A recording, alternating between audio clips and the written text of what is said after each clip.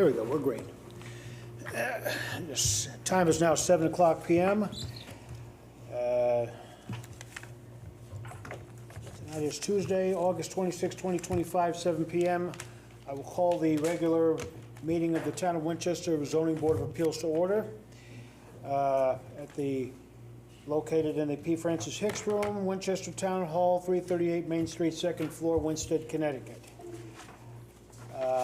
Present tonight are myself, Aubrey English, and members Ellie Gunn, and Marion Marino, Paul Mitchell, and Ryan Horvey. For those of you, ladies and gentlemen, who are here tonight, who have not ever seen or participated in a zoning board meeting, we got a nice crowd tonight here. Glad you all welcome. The way this works is I will call each of the application individually, one by one. It'll be a hearing. The applicant will ask their question, will present their application to the board. Board members will have an opportunity to ask questions, and I will then open the forum up to a public hearing, and to where any member of the public can offer their ask questions of the applicant or of the application, or make any comments. And for purposes of regular order here, I would just ask that any members of the public who wish to address this would just answer the questions or comments directly to the chair, and I will make sure that it's dispensed up properly. Excuse me. Upon completion of the public hearing, I will close the public hearing, and give the applicant the final say as to for their application, their closing argument, and then the motion will be read. Discussion will be had among the board members, and there will be a vote in favor or denying the application. Unlike most other boards where it's majority only, to have your application confirmed or approved has to be by 4 affirmative votes. We have 5 members here tonight, so you could afford to lose at least one member, one vote. So that being said, I will go ahead and open the meeting here with the first application, ZBA number 25-8, a variance for 229 West Wakefield Boulevard. And if you will please state your name and address for the record. Yes, my name is Allison Nobrare. I am the attorney for the applicant Richard Knight. I'm here on behalf of Jerry Grimes, so I'm with Kramer and Anderson. Our business address is 46 West Street, Litchfield, Okay. Connecticut. One second, ma'am. Could I just ask you just to tap that only green here? So yeah, we can hear you. We can hear your comments as well, or for the people who are listening on YouTube as well too. No problem. Do you want me to repeat that? You don't have to. Okay. No. You're the attorney representing the applicant. Correct. Okay. Good evening. My name is Robert Colabella. I am a senior project manager with Haley Ward. I'm also a licensed professional engineer in the state of Connecticut. I'm here today representing Paula and Richard Knight on their application for a variance to provide a recreational storage facility and a deck in front of their house at 229 West Wakefield Boulevard. So I'm presenting the plans, and I'll discuss what the site improvements will be and what we've done to try to minimize the impact of the storage facility. So what you have on the screen right now is existing conditions.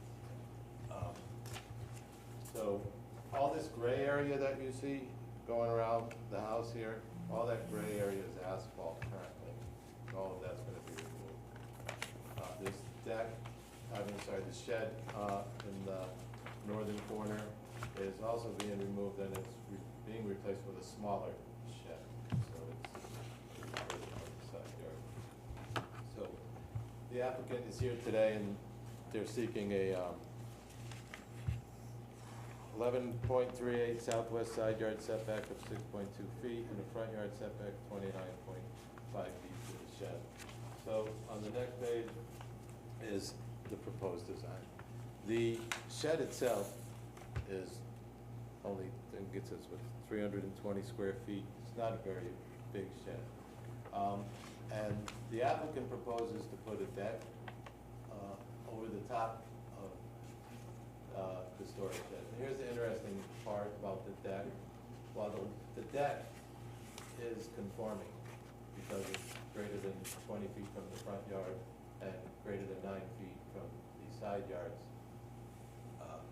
And in the HLD district, that's part of the regulations. You can have a deck within 20 feet of front or rear yard, depending on where you have the deck, or within 9 feet of the side yards. So the storage building that he's creating is going to be positioned completely underneath the deck. So he's basically building the 3 walls into the hillside, and we do have architecturals too for this project. One of the other things that we're doing at this site is, for one thing, we're decreasing the impervious surface, and I'll show that soon. We also are decreasing the side yard by the shed by making the shed smaller, and we have a pretty decent stormwater management system, which they really haven't had. And if anybody's driven by this area, they know that these 2 catch basins right here at the road are never really handling the water. This one here, the outlet pipe is always underwater. This one here, on the other side of the street, pipe is clogged. It goes up the road this way and discharges over by Pratt's house, where they also have a storage facility out in front of their yard. So one of the things that we were doing is to try to infiltrate the water back into the ground so it doesn't happen. I spoke with Jim Rollins after the wetlands meeting, which we were at. We've only been accepted at the wetlands meeting because they can only accept your application the first month, and then next month they act on it. So I noticed that Jim, during the post session, was having a discussion with the commission about solving the water problem that they have, because they have a problem with water sitting there all the time. And he asked if we would work some of our project into his to kind of make things better for the whole area, so that puddle doesn't sit there every time it rains. So next page is the impervious surface.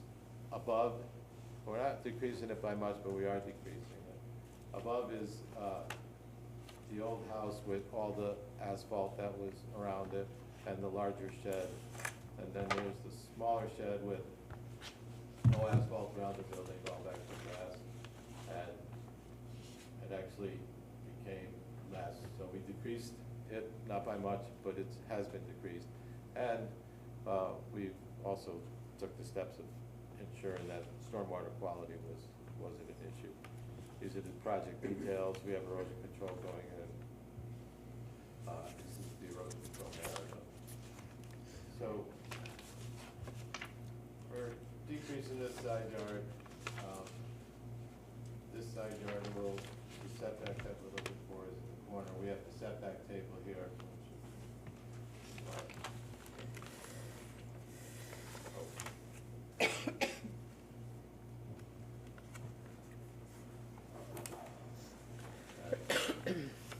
So this is the zoning information table. The lot size isn't changing, the lot width isn't changing. The minimum front yard is 58 feet, existing is 48.8. While the deck is allowed because it's 20.5 feet from, this is only gonna, the building under it is also gonna be 20.5 feet. So that's, we're looking for a side yard variance. The minimum side yard is 35 feet. We are staying the same, decreasing it, and decreasing it again. So we're decreasing the side yard in 2 areas and keeping it the same in 1.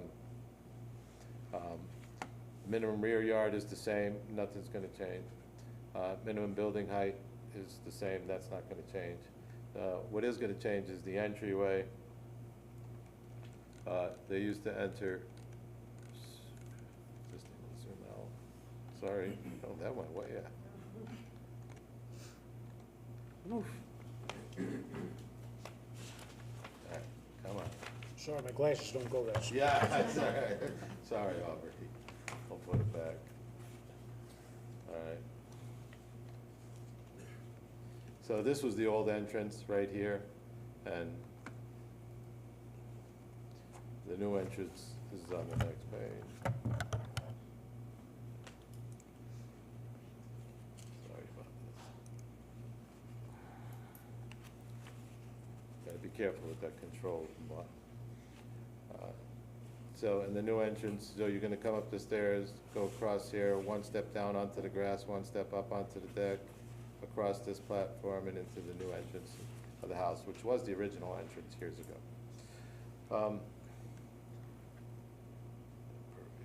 Oh, so one of the other things we did, just to let you know that we looked at other alternatives, was one, could we put it behind the house? And that was kind of not a possibility because the grades there are really, really steep. In some instances, they're 1.5 to 1.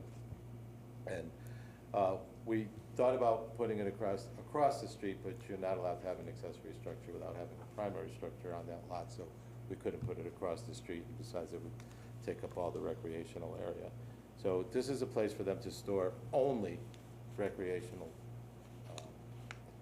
for use at the lake, and there is a quota. There is some verbiage in our regulations about recreation facilities. So, and as far as the hardship goes, I was going to turn that over to Allison because that's what what our applicant hired them for, is to prepare the documented hardship. So the hardship here exists in part due to the slope, as Rob just mentioned, as well as the property being split by the town road. It's not a hardship that is personal to the Knights. It would affect any owner of the property due to, you know, obviously the slope and the road not changing with a change of ownership. And so there does exist a legal hardship for the granting of the variance, and as Rob mentioned, there's not really an alternate location where this storage could be put on their property. And so that's the real basis of the legal hardship we're claiming here. Oh, and I just wanted to, we already looked at the impervious coverage sheet, the details. This bio-detention swale is gonna really help with what Jim is looking to do, so. But we're open the floor to questions from the board. Any questions from the board? Could you restate that hardship? Just restate it. Sorry, yeah, the hardship exists due to the slope as well as the public road that splits the two parcels, and so there's not really anywhere else on the property that this storage can be constructed. Is it 2 parcels or 1 parcel? It's one parcel, but the road is 2 split. deeds or 1 deed? I believe it's one deed. I'll double check, because I have, the deed was attached to the letter that Attorney Grimes submitted in the record. And I believe it is just one deed, but I'll double check here. The other problem with putting it across the street is the groundwater level there is extremely high. It's only inches below the ground. Like I said, the outflow pipe of the stormwater pipe, that's a town pipe, town basin. That outflow pipe is always below water. Aubrey, is it okay if I ask a question? Absolutely. Okay. Rob, could you just go through again what you're doing in conjunction with Department of Public Works to help with the city water? Jim had said, so he asked for the plans so he could look at them, because they're getting ready to put an under drain in over there. And I thought, the only comment that came out of wetlands during our application process was that they were looking for footing drains. So I said that I was thinking about this after Jim left, and I said, well, why don't we have, instead of just the plain footing drain that comes down, we come off the ends and make it a complete curtain drain, because he says he's having trouble with groundwater. So if we can intercept as much of the groundwater as possible as it's coming down the You're hill gonna put it and into tie his- into his under drain, Okay. then it would be wonderful, because we could reduce what's the problem that's exists there. And in the winter, it's even more of a problem So it's his because under it's drain icy. you were referring to when you said bioswale. That's up at the upper, our bioswale is here. Okay, This is to collect water that's coming down off this hillside on this 1.5 to 1 slope. And what we're doing here is infiltrating that water Got it. into the ground prior to releasing it. And not only that, we have a raised yard drain in there, so the water can actually fill up in there and sit there for a while it filters. And if it just gets too high, it'll just go down the drain and to another perforated pipe and, just keep infiltrating into the ground. so essentially, this would fall under LID. Yes, Yeah, that's our so LID. you're good, yeah. That's our LID. Yeah. The bioretention swale is our LID. Yeah, exactly. Feature for this application. Did you see that? Yeah, I just was looked up. just There's- gonna say- There's 2 deeds though. Oh, he only attached one to it, I Yeah, there's apologize. separate deeds, there's 229 West Wakefield, and then there's just West Wakefield, which is the waterfront parcel. So the road being in the middle isn't really a hindrance to something on one of the parcels is all. I just wanted to confirm that. The other question I have is, what are we actually building? Is it concrete walls? No, Is I it- have that up for me. Give me a second. Sorry about that. She brought it up. This is the smaller shed that's gonna replace the other shed, and this is stone with keystone. It's got a nice look to it. Architect did a good job, and this is what the client's looking to do. Here's the deck that, it's interesting, because I haven't had one of these where, the deck portion of this is allowed by regulation, whereas the storage area that they're trying to create underneath is in the front yard. And, we need a variance for that. And we did try all the different locations across the street, behind the house, left, right, but the pad's already there. We didn't want to have any more disturbance. That pad's already there, so we're not really. So it's not getting 3-sided concrete walls, it's, No, it's gonna have a stone, I don't know whether it's concrete with a stone veneer, or if it's actually gonna be made of stuff, but. And the only utilities in there are electricity for lights. Yeah, right now, I don't know if they were even thinking about putting electricity in there. So, one of the other, yeah, so, they weren't gonna put electricity in there, was it? The building itself. You said they were or were not? Not, as far as I know, they're not. If they, I don't know if they're going to or not. I haven't discussed it with them. But they didn't show anything. He had drawn up a interesting plan of how he drew up lawn chairs here, and he tried to minimize his space, so he drew a little floor plan. I don't have it here. But he drew his paddle boards in their length and his kayaks in their length, and he tried to minimize, see if I can hang them this way, so he tried to make it as small as possible. And he made it small enough to meet the minimum size for decks, 400 square feet. You say this shed is smaller than the one that's currently there now? Was it, did you say? No, Or is, the other shed, this shed back here, this existing shed, is getting replaced by this smaller shed, which is gonna push it further away from the side yard and just make it smaller. The other one's in bad condition. okay.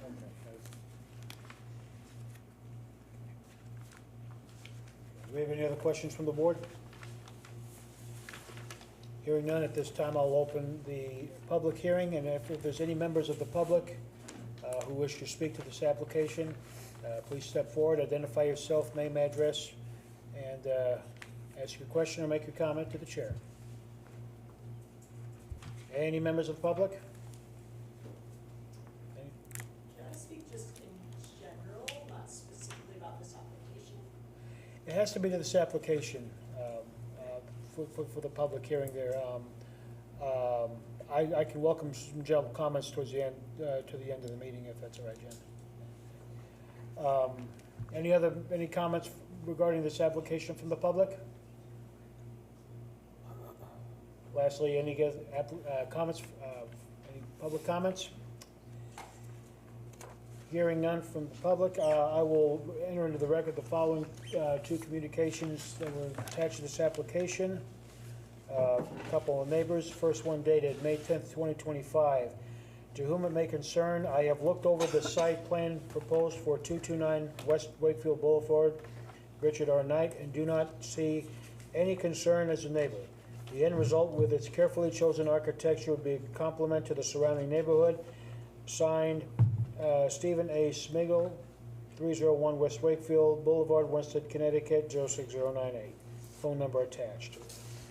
The second one, we were notified by our neighbors at 229 West Wakefield Boulevard of their plans to replace shed and to put storage in front of their house with a deck above it. We see no issues to the blueprint he has showed us, as long as it doesn't block our view. Signed, George Corbin, 227 West Wakefield Boulevard, Winston, Connecticut. And those into the record. Hearing no other further comments from the public, I'll go ahead and close the public comment and give you guys the final word. Okay, so one of the documents I produced for this application is on the screen right now. Call it attachment B. This is West Wakefield Boulevard yard encroachments throughout that neighborhood. Just so you know that, I mean, one of the things that we have to approve for variance is that we're coincidental with the neighboring properties that we're keeping in with what everybody else has.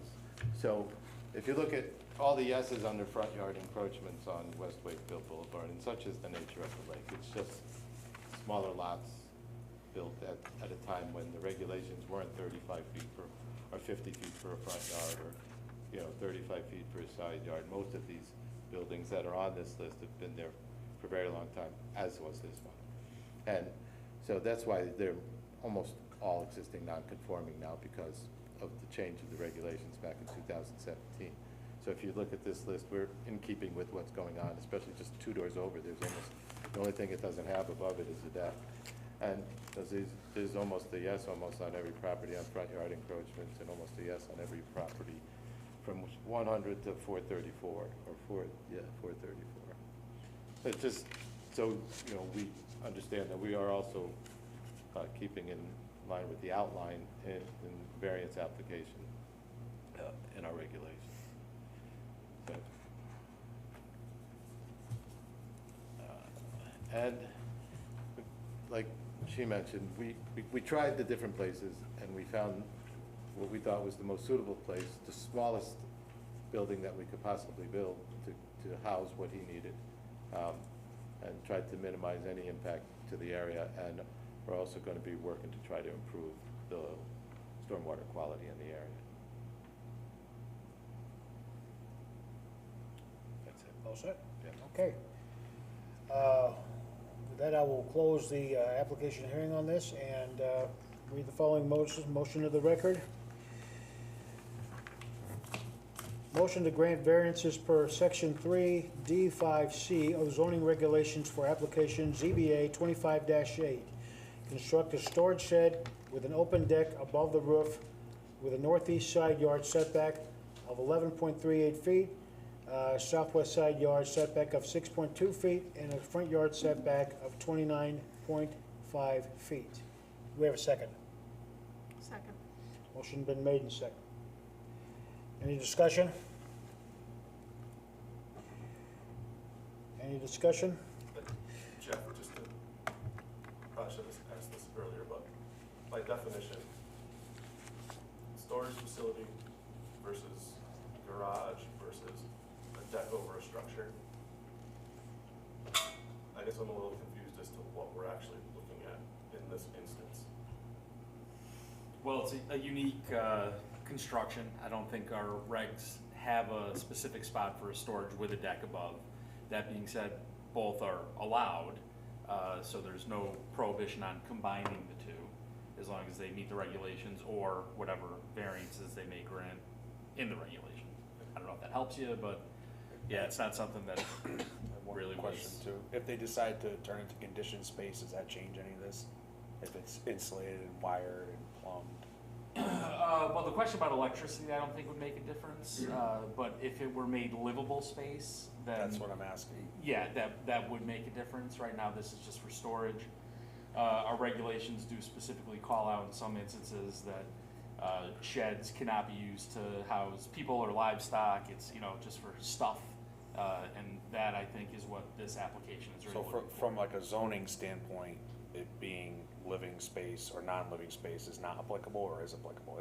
It would be applicable, but that's not what they're asking for here. Because this came up in another instance, what happens when 6 months down the line, the structure is, it's built to meet the energy code, and then 6 months down the line, they say, you know what, actually, we wanna put some heat in here, and we wanna, enjoy it, not maliciously, but I'm just saying, enjoy it, like, turn it into a livable space. What would stop them at that point from doing that? If it was approved here as a shed or storage, and then 6 months later, it's now like an addition or something, that's very Well, plausible. That would require a whole nother set of permits and a change of use. If they did that without the permits, then we would have an enforcement action. Well, yeah, obviously, yeah. Yeah, but I'm just- So it would, I guess my question is, would it make it through, would it make it through that set of permits, or would that be like stopped before that happened because it was approved here as a shed and not a house? I'd like to think it'd be stopped before it happened. If they applied for the permits in the right way, we would check the record and see that they were granted That's what I'm variances for asking. acts. The only reason I'm asking that too is just so, because not, just so every application doesn't come in as a, I'm not saying this one's doing it, I'm just saying that every application doesn't come in as a shed or a storage space, and then, and then it's changed and kind of just falls through the cracks and becomes livable space, because somebody might not want like an ADU apartment or like an in-law or something being used like that, like in certain, areas of certain properties. That's just why I'm asking that. Yeah. Well, like I said, a couple paths there, they'd either have to come in and try to get it permitted, where they Yeah. would get stopped, or they would do it without permits, where they would. So at this Get in point, different trouble it's a no. We're only approving that it's area on the land. As is. As is, Right. that's correct. Okay, that's all. Thank you. Is there a world in which we can just put a condition on the approval that it is? That Yeah, I it don't is see why not not. the intention of this board for this to be any, like, conditioned space or livable space? Yeah, I don't see why you wouldn't be able to do that. It would just have to say that it's being used. It would have to specify this in this And place. now that's recorded on the And if land it, record, so. yeah, exactly. So if Yeah. it changes, then that's like a whole different thing. They'd have to Right. come Well, back. I think the applicant, just speaking from what I heard, I think the applicants have made very clear their intention in this application of what they're gonna Oh, of use course. that storage facility for. So that's what we're gonna vote on here too. But I understand also the concern of just upcoming applications as well too, just to make clear here. Yeah, so. I mean, I just asked about a condition because 10 years down the road, a whole different board, whole different land use team, Yeah. whole Sure. new owner. If it's in the land records, and it's very clear what the intention of this board was in the approval. Right. And it's very popular. Every shed now becomes a part of a house. Right. And everything becomes, because it's easier to do that. That's, So well, I guess the question is, are you asking to attach a condition to this as well as future? I would recommend it if it pleases the other commissioners. I mean, I don't see any harm in it. It creates another level of protection from it turning into an Airbnb. so, 10 years down the road when a new buyer takes it. so how would you want the language to read as far as that? I mean, just the, Structure to remain in conditioned space without zoning change in use. like I said, come back and ask for permission to change it to conditioned space. I mean, I would say if they want to change it in the future to a livable space or anything other than the storage space, that they would have to come back before this board and apply for that. you know, Right. I mean, But so- maybe the condition language is simply, it is the intention of this board to approve the construction of a storage shed only, and not conditioned space for living use. Okay, I mean, again, I completely understand I'm just questioning whether it's, for this application, if it's necessary, since they've already specified that it's not gonna be used for that, in that, I mean, as in any other application, if they wanted to, if they wanted to make a change in the future to that facility, that they would have to come back before this commission and with another application as well to do so. But I will go with what the board would like, what the rest of the board would like to do. Yeah, I don't know how to word it, but like, you know, there's 13 variables of what could happen there, right? So this is a deck over, what I'm assuming is that we're putting it in as impervious surfaces. So somebody comes back 10 years from now they want to extend the house out, they have documentation showing that this house has impervious surface X feet from the road, and they ask if they can put an addition on, and the next board says, oh, look, it's already impervious, why not let them build up, it's already there. Not that that would, but we just need to, I think that's what Mary Ann was getting at with protecting the future state of the project from not being just stuff everywhere, so. Jeff, do you have recommended language? I do not. Shane? It's up to you guys. I mean, like I said, I'm not, if that's what you'd like to have us doing, just, What about finishing it with the intended use of the structure is for storage and a deck above, just simple, with the intended use of the storage shed, and a deck with a storage shed underneath. Right. with the Yeah, intended rather use, than just the impervious coverage. with the intended use of a deck with the storage shed underneath. Does that sound, Only. okay? I would add the word only.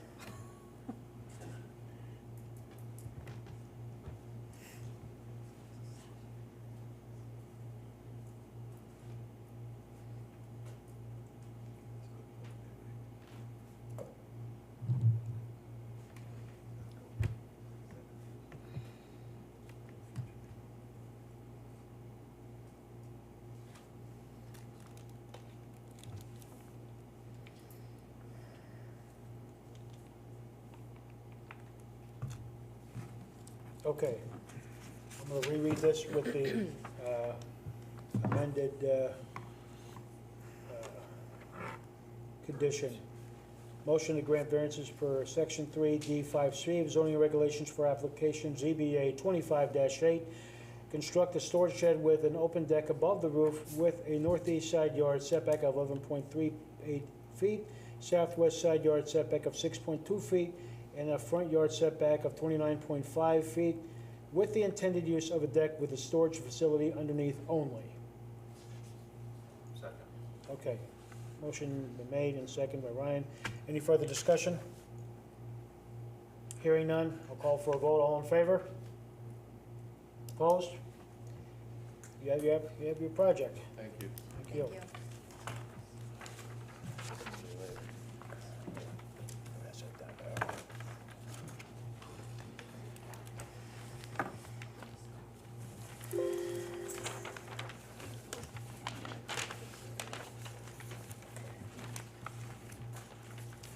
Moving on, we have ZBA application 25-9, a variance for 734 Lake Drive.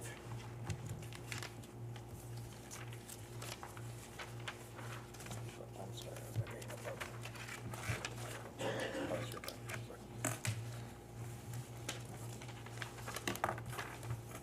We have the applicant or applicant representative on site.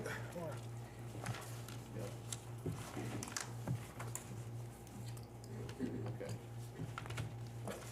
For the record, my name is Robert Colabella. I am a senior project manager with Haley Ward. I'm here today representing the applicants Rich and Carm Nardella for their property at 734 Lake Drive. What the applicant is proposing is they're not raising the house. They're only raising the second floor of the house. And they're eliminating this existing shed, and they're eliminating this existing garage, and putting a new garage in front of the building the house that's already there. So this is the existing condition and demolition plan. As you can see, all this patio area is being removed, all these sidewalks are being removed. The house is staying where it is. Only the second floor is being raised. The existing shed is being removed, the existing garage is being removed, and a large portion of the asphalt is being removed, which is borders here, but we'll see that on the impervious cover plan. This project, unlike most of the variances that I bring before this commission, has the uniqueness of being able to decrease all of the existing nonconformity. So I don't always get that, but, you know, this time we did. What you see in red as revision 2 is something that the Wetlands Commission asked for. It was the only comment they had, was to spread the roof leader and footing drain water out, and we took care of that, and they received their approval last Thursday, so they already have their wetlands approval in place. The garage and, well, we'll do this again, see if I can do this without.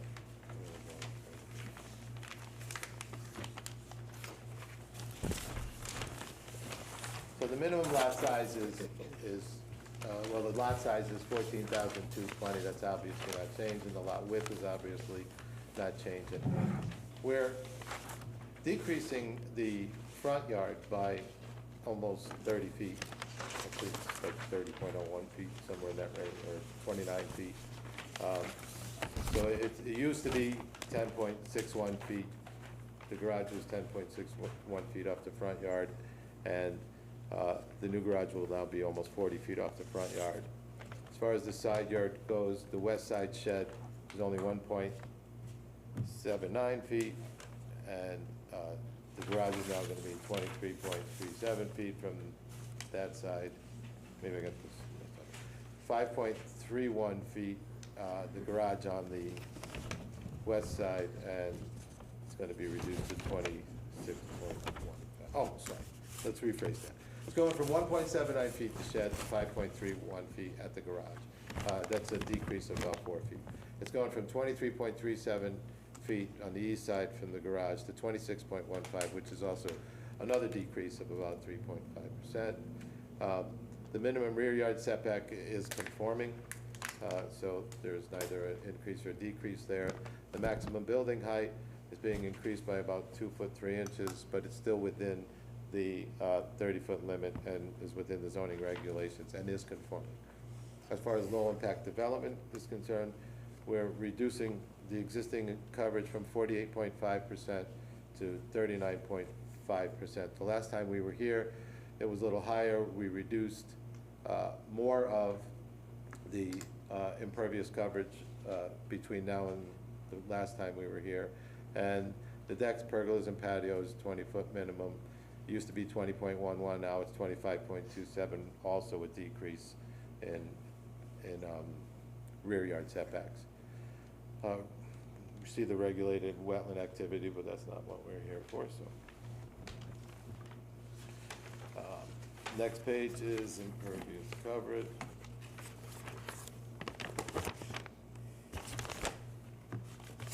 Come on. There it is. Ah, too many times. Here's the impervious coverage plan. Also in red, revision 2, I had left off the words Highland Lake during the first wetlands meeting, so that was part of revision 2, so that's why that revision cloud is there. Previously, this lot had more impervious coverage than it did now. This sidewalk was continued up with a turnaround over here. So what you have is everything you see in light blue is, this upper one is existing asphalt.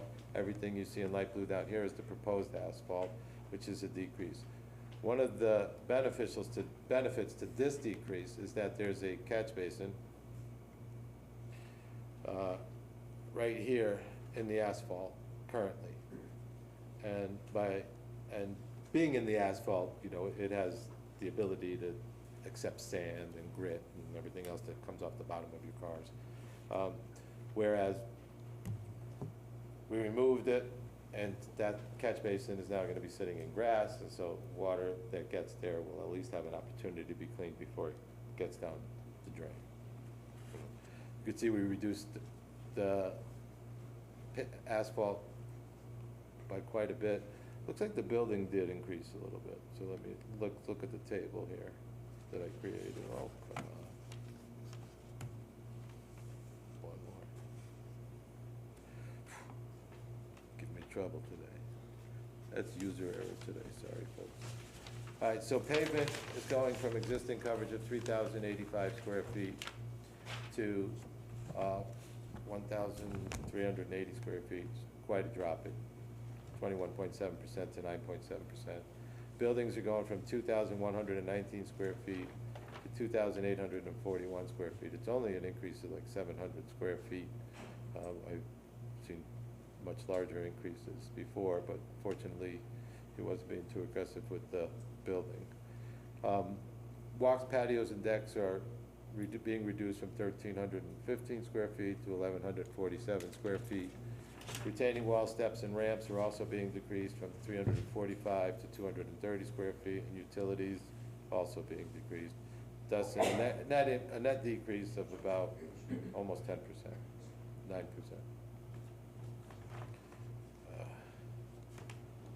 That being said, details of the sidewalk. This is construction, and these are erosion control details here, all of these. So, that's the erosion control narrative. All right, that's that part of the presentation. I do have attachment A, my attachment A. All right, I'm gonna read this into the record. It was submitted with the application too, but you want me to read it or you want to read it? I'll kick it. So, variant. I mean, I don't know if it'd be necessary for me or have to read it in, or if it's the pleasure of the board just to go ahead and submit this as part of the record without the reading. I think either's fine. Yeah, I mean, I read it. I don't. I read it also. I mean, are we good with this, is there objection to submitting it to the record without reading? With that objection submitted. So in there, it explained, I think I explained about a month or so ago, and not only did I explain about the ad offset exception, but the interim town planner has also submitted a letter with the application discussing that. He did his review and he provided a response. I don't have that here. I thought you would have it. It's all online. And he basically said the same thing about the ad offset exception. It's an interesting case, whereas if you're decreasing an existing non-conforming use, setback, whatever, and if you're making everything less non-conforming than it was prior, the board is under no obligation to receive a documented hardship. So the ad offset exception was actually given to me by the interim town planner, and I think he wrote something to that effect in the package of his review. Yeah, we So have you that. all have that letter? Mhm. Okay. Is there objection to submitting it to the record without reading? No objection. Without objection is submitted without reading. No, nothing, Marianne, you weren't here 2 months ago, but were you here as an alternate back then? I wasn't But you here weren't at that meeting. But have you received enough information here today from me? Do you need more? Oh, yeah, I've got everything. And I spoke with Jeremy as well. So, they also did the neighbor thing. They got letters from each neighbor on each side, also submitted with the application. For all three of my applications tonight, all the certified mailings were done and complete, so. I do have one question. Yeah. I mean, I understand that Adelson exception, but is there actually a condition on this lot, this property, that requires the driveway to be asphalt instead of an impervious paving system? This It's not a pervious paving system, it's just asphalt. No, is there, so, you know, Dave and I spent a lot of time talking about pervious paving systems, and Yeah. some properties can't really handle it. This isn't a good spot for it. Okay, that was my question. Yeah. Okay. One of the other things too is, that I always like to provide some type of low impact development in my plan, so, especially when I'm working around the lake. So I really like the idea that we're taking the clean water, which sometimes can be hot because it comes off the roof. Off the roof leaders. Okay, and we're, actually, when it gets to its location, we're spreading it out. One of the interesting things that happened after the meeting was, Matt was asking, you know, is this gonna be, and Jeff were asking if this is gonna be something common that people are gonna wanna start doing around the lake. I mean, it's double filtered, actually triple filtered now, because the pipe, when I spread the water out, we're wrapping that pipe. Then a foot down, there's another layer of filtered fabric, and then at the 4-foot level, there's another layer of filtered fabric. So the water gets to cool down, gets filtered, no garbage gets into the lake. And what Matt was wondering, you know, that close to the lake, is it really gonna be, well, in this case, it's triple filtered, but one of the thoughts I had after we left that meeting, and I'm gonna put it in the plan, is that we could use a perforated pipe for the leader the whole way, with Great. stone under it, Mhm. and cover that. So this way, we're also infiltrating as we go, and even that much less water gets to the Right. wall, right? But you answered my question, which is that this property is not a candidate for a pervious paving system. Yes, not up there, the soils won't, That won't they're take not it. they're not well drained. Okay. We have any further questions, comments from the board? Okay, hearing none, I will go ahead and open the public forum to this application and welcome any members of the public who wish to speak to this or speak to this application. Any members of the public? Yes, yes, ma'am. I saw your hand first. You can step forward if you'd like to. My name is Jill Ritchie, and we are at 738 Lake Drive, and we fully support this project. Thank you so much. Yes, sir, go ahead. Thank you very much. My name is Rick Sennett. Sorry about my voice. And I live at 738, 734, right next door. Immediately, let me start the program with, in 1991, we moved to the lake. We love it. And 2 doors down was Mr. Nardella. And so I've known him for quite a few years. And I've seen nothing but trying to promote beauty on the lake, and he's truly a great neighbor. And you know, 1991 is a lot of years, but he's been on the lake 62 years, and his family generation goes back further than that. He has a beautiful home in New York. He retires. He says he's done. He comes up here. He wants to live full time after loving the lake for that many years. He would never do anything to the detriment of this lake and the water. In fact, I'm a little worried because he'll be policing my fertilizer, you know. Truly, people, the neighbors know him. And he has nothing but respect for the lake. And in fact, his property doesn't warrant it. When he bought a Kubota tractor, and you know what he does with that Kubota tractor? He goes up to approximately 756 Lake Drive or 802 East Wakefield Drive. They come together, and there's an area that's commonly known, as everybody would know, called the Pinch. People, for 35 years that I've been here, bring their grass clippings, everything, and a lot of junk. I see him up there picking plastic up out of there, taking his Kubota and smoothing it out, and taking stuff that shouldn't be in that landfill, illegal landfill. People have been doing that for 35 years because I live right across the street, and I watch them, they throw everything in there. I would say, you might know that lake is pretty clear. It's just all biodegradable, no plastics or anything there.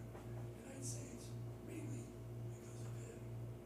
So I'm his neighbor, I reviewed the prints, I know him well, and I have nothing but support for the program that he's doing.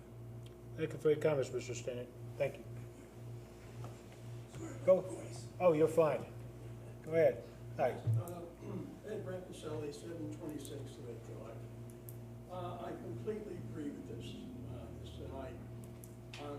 I can only go ditto to what was said here, okay? But I approve of this. Thank you for your comment. Appreciate the feedback, folks. Yes, ma'am. Laura Marino, 678 East Wakefield Boulevard. Although I'm not on Lake Drive, I neighbor Lake Drive, and I fully support this project. Again, I'm going to ditto what everybody is saying, but I'm going to expand it to, I don't know anybody on Lake Drive that doesn't take care of the lake and go above and beyond to take care of that. Because it's our foundation to this town. And if we lose that lake, we have a very high potential to lose this town. So it's because of people like Rick and Ed and Patrick, Rick and Liz, and all the neighbors that don't live up here full time. They respect this lake, they're gonna take care of this lake. And again, I support everything that the Nardellas want to do on their property. Thank you. Thank you for your comments. Again, but very much appreciate the feedback from the public. That really, that helps matters out in helping with the decision as well, too. So, do we have any other members of the public who wish to speak to this? Any other members of the public? Hearing none, I will quickly read and submit to the record the following two brief emails. First one says, hello ZBA members, I have reviewed the improvements to Richard and Carmel Nardellas property at 734 Lake Drive and take no exception. Respectfully, Elizabeth Sinat, 736 Lake Drive, Winston, Connecticut. And Rob, you may have to help me with the second name of the applicant, the one at 732? Did you get that name? I have the wrong, is this the O'Donnell? Yes. O'Donnell? I don't want to. I don't know the pronunciation myself. Kevin O'Donnell. O'Donnell. Kevin O'Donnell, thank you very much. Appreciate it. Appreciate it. Okay, from Mr. Kevin O'Donnell, 732 Lake Drive. Hello ZBA members, I've reviewed the improvements to Richard and Carmel Nardellas property at 734 Lake Drive and take no exception. Respectfully, Kevin O'Donnell, 732 Lake Drive. Read into the record. With all those said, I will go ahead and close the public portion of the hearing, and I will give you the closing argument. So the last thing I wanted to mention about this project is, we did look at alternatives, as I always do.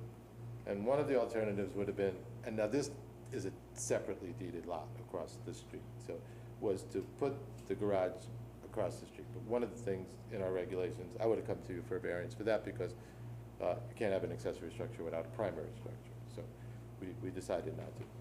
And the other one was that there's the well, his well is across the street on that lot, and this supplies water to the house. So I thought, well, can I move the well over there to over here and then go for variance for the garage across the way, right?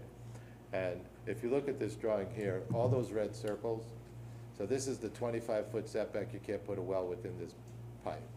This is the 25-foot setback where you can't put a well within this pipe.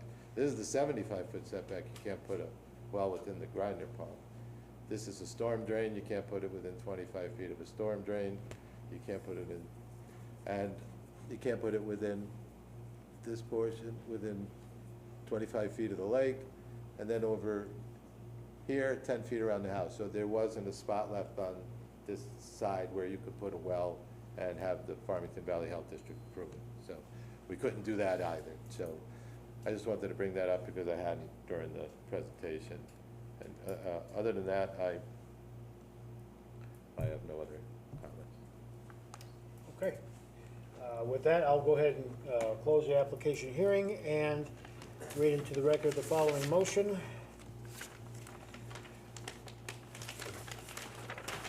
Motion to grant variances per Section 3D5C of the zoning regulations for application ZBA 25-9. Remove the existing garage and shed, build garage in new location. Front yard setback, 10.38 feet. west side yard setback 29.69 feet, south side yard setback 8.85 feet, and a 24.5% increase in impervious coverage and a house height of 2 feet 3 inches per site Haley Ward site plan dated May 20, 2025, revision June 25, 2025. Do we have a second? Second. Motion been made and second. Any discussion? Discussion? I just want to ask you guys a question. So, as you know, I'm also on wetlands, and I did see this application on wetlands. I voted to support it. The jurisdiction's very different and very separate, but the Board of Selectmen have asked me to be mindful of the fact that I'm looking at sometimes applications on both boards. So, I'm happy to abstain from this or to vote on it, but I kind of want your input on that. You say, you just said it's a separate jurisdiction. Totally separate jurisdiction, but I've been asked to be mindful of this. Okay. What's the pleasure of the board on this? I think that one's totally up to you. I don't, I mean, See how either one of them could really interfere. I mean, I was gonna say, you've already spoken to this as well too, so, I mean, I will just say then for the record, you are being mindful of what the wishes of the Board of Selectmen then, so. The only other thing is if that's gonna be the case going forward, maybe you should make that known at the beginning of this rather Yeah, than at good this point, point. Good point. Okay. Any further discussion? I will go ahead and call for a vote on this application. All in favor? All opposed? You have your project.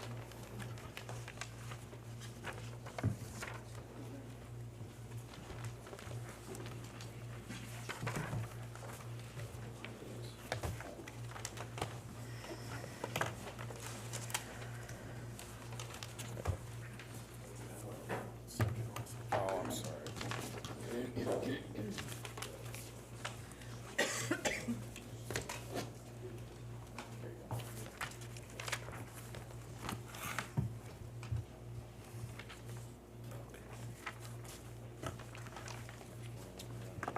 Okay, moving on, we are at ZBA application 25-10, a variance of 504 East Wakefield Boulevard. I believe we have the applicants present and any of the representatives. Please identify yourselves, name and address for the record, please. Brooke Santiel, 504 East Wakefield Boulevard. Sean Santiel, 504 East Wakefield Boulevard. Kyle Case, licensed professional engineer, KCC Consulting, 2 Raleigh Pond Road, Winston, Connecticut. Okay. Speak up a little bit. Kyle Case, licensed professional engineer, KCC Consulting Company, and I'm a 2 Raleigh Pond Road in Winston, Connecticut. Thank you. You may proceed. I'd like to take a moment and share an overview of our project for 504 East Wakefield Boulevard and highlight the benefits for the lake and the community.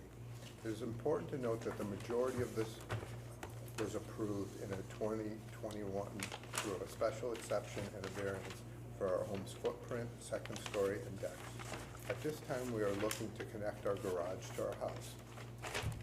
In the new plan before you, we'll be eliminating the approved deck, which was to be added to the garage on the second story.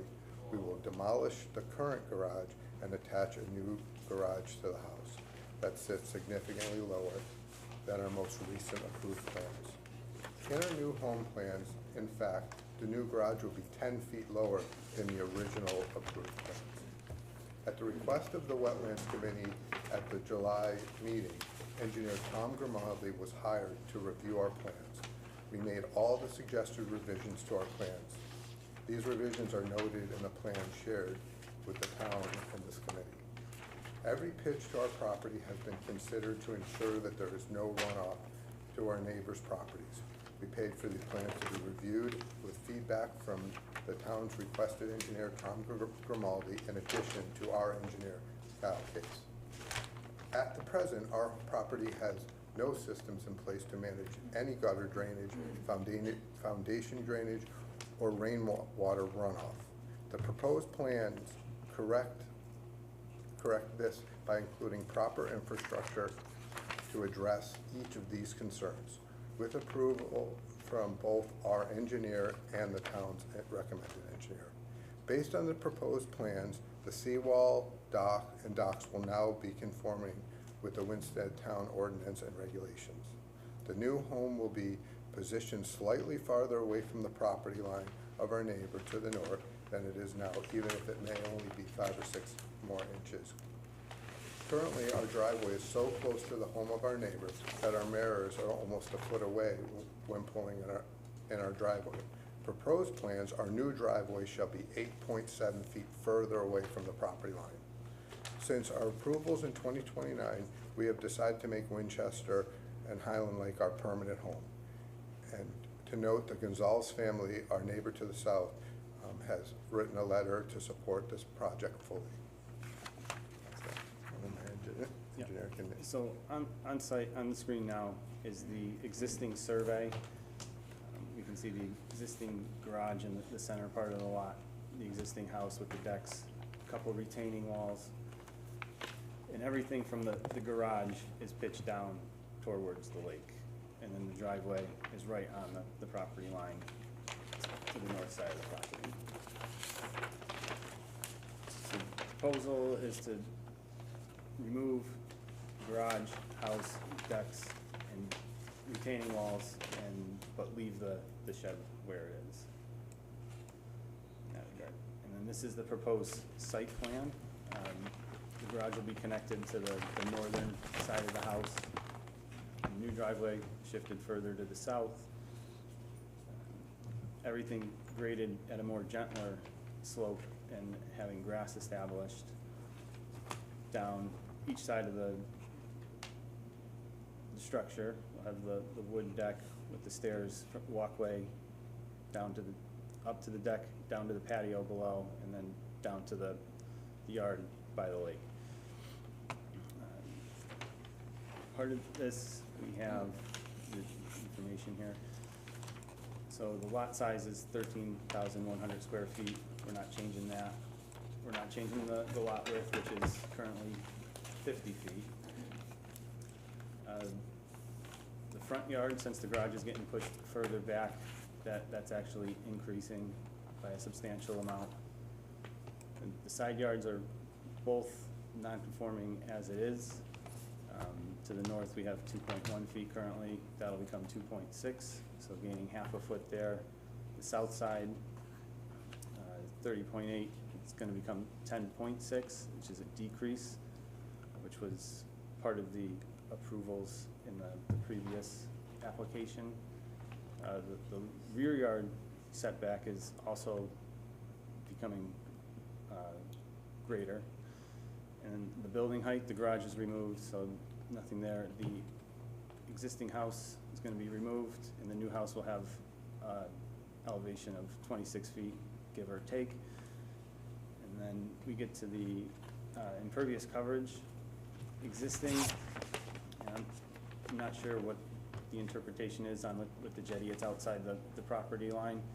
So without it, we're at 38% existing impervious surface. That's gonna increase by 1.5% to 39.5, which is gonna be mitigated by an infiltration system here from the rain on the gutters is gonna be discharged there, as well as to 2 riprap slopes, which will give time to filter and clean the water.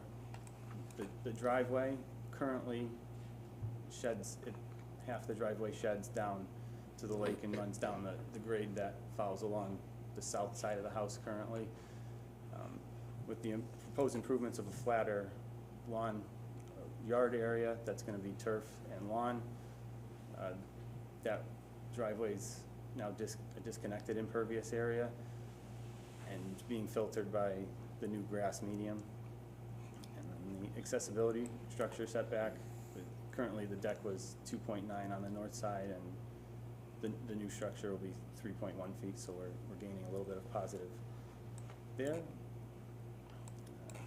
And then the next sheet is our ENS plan, where we have the grass check dams. And then have ENS,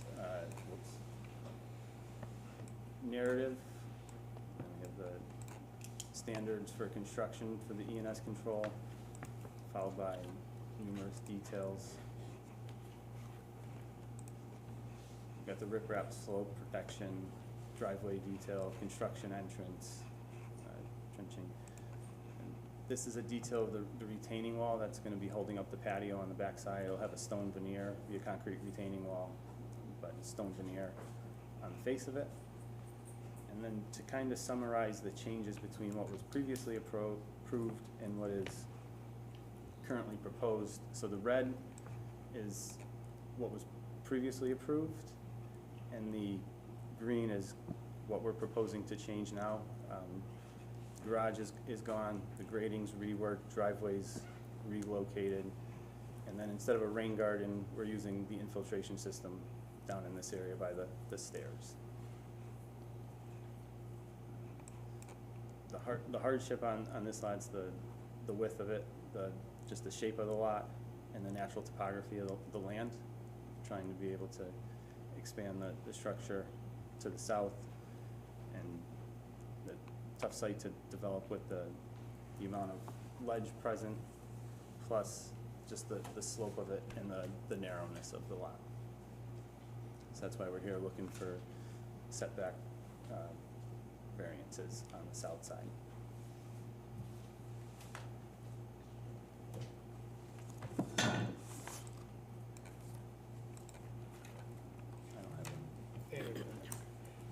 Do we have any questions from the board to this application? So just to, clarify though, it's almost seems exactly like what we just talked about, right? So they already have an approval for a new house, but they wanna take the existing garage and follow the existing property line. So it's almost essentially exactly what Jeremy wrote a letter on for the last property. Am I understanding this correctly? Well, no, because they're not reducing, the Edelson rule is about reducing impervious coverage, which is not what's happening here. Just a slight correction, that rule is when you're reducing all existing nonconformities. So impervious coverage may Right. be one of them, but it's collectively. Thanks. So if there was a decrease in impervious, it would follow the same, is that one property line? Will be a decrease in impervious and all of the setbacks. Setbacks, yeah. The thing is, it is a little bit deceiving because I might be wrong, you can give me the actual, but it looks like on the north side, you have 46 lineal feet that are non-conforming, and you're increasing it to 70 lineal feet that's non-conforming.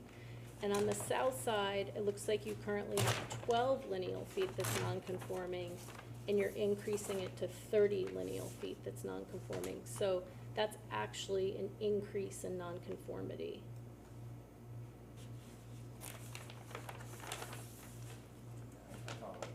You know what I mean? So it's, it's not the whole picture. Wasn't one of them already approved though, right? So there's already, so you're looking at the existing house or the existing approval? The existing approval.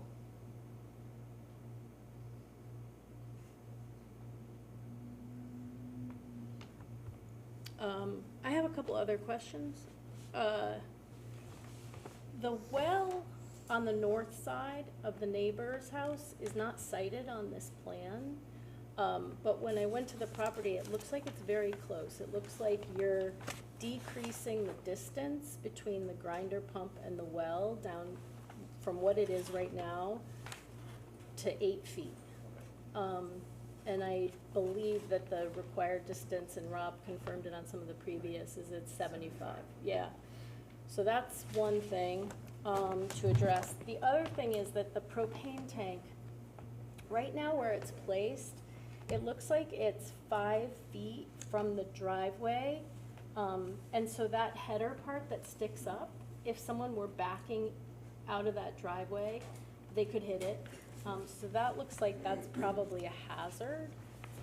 And then I just want to clarify, because I looked at the elevations, and you said that you're bringing the garage down 10 feet, but the elevation right now looks like it's 906.6, and on the plans it's 909, so that's a 2.5 foot reduction in So height. the existing garage, if you look here, the floor is at 916.7. So if we eliminate this and put it where we're proposing it, it'll be 906.6. Okay, because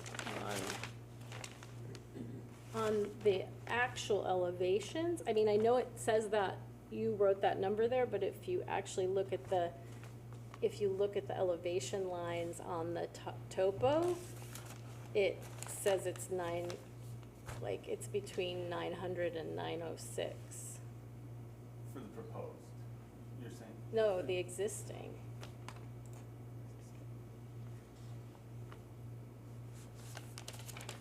I think. Or maybe it's the previously approved that I'm looking at. I think it's the previously approved. Yeah, sorry about that. No problem. Yeah, so, but I do think this is becoming more non-conforming than what was previously approved, from what I can tell.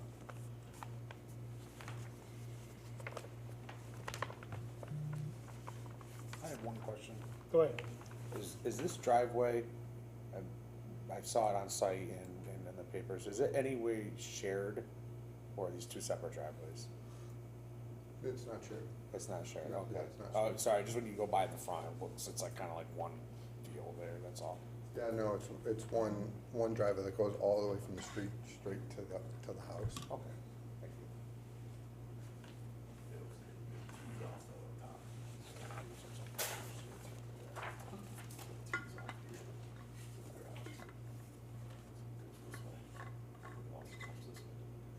Like that, so this is, yeah, this goes to the back here, and then the next door.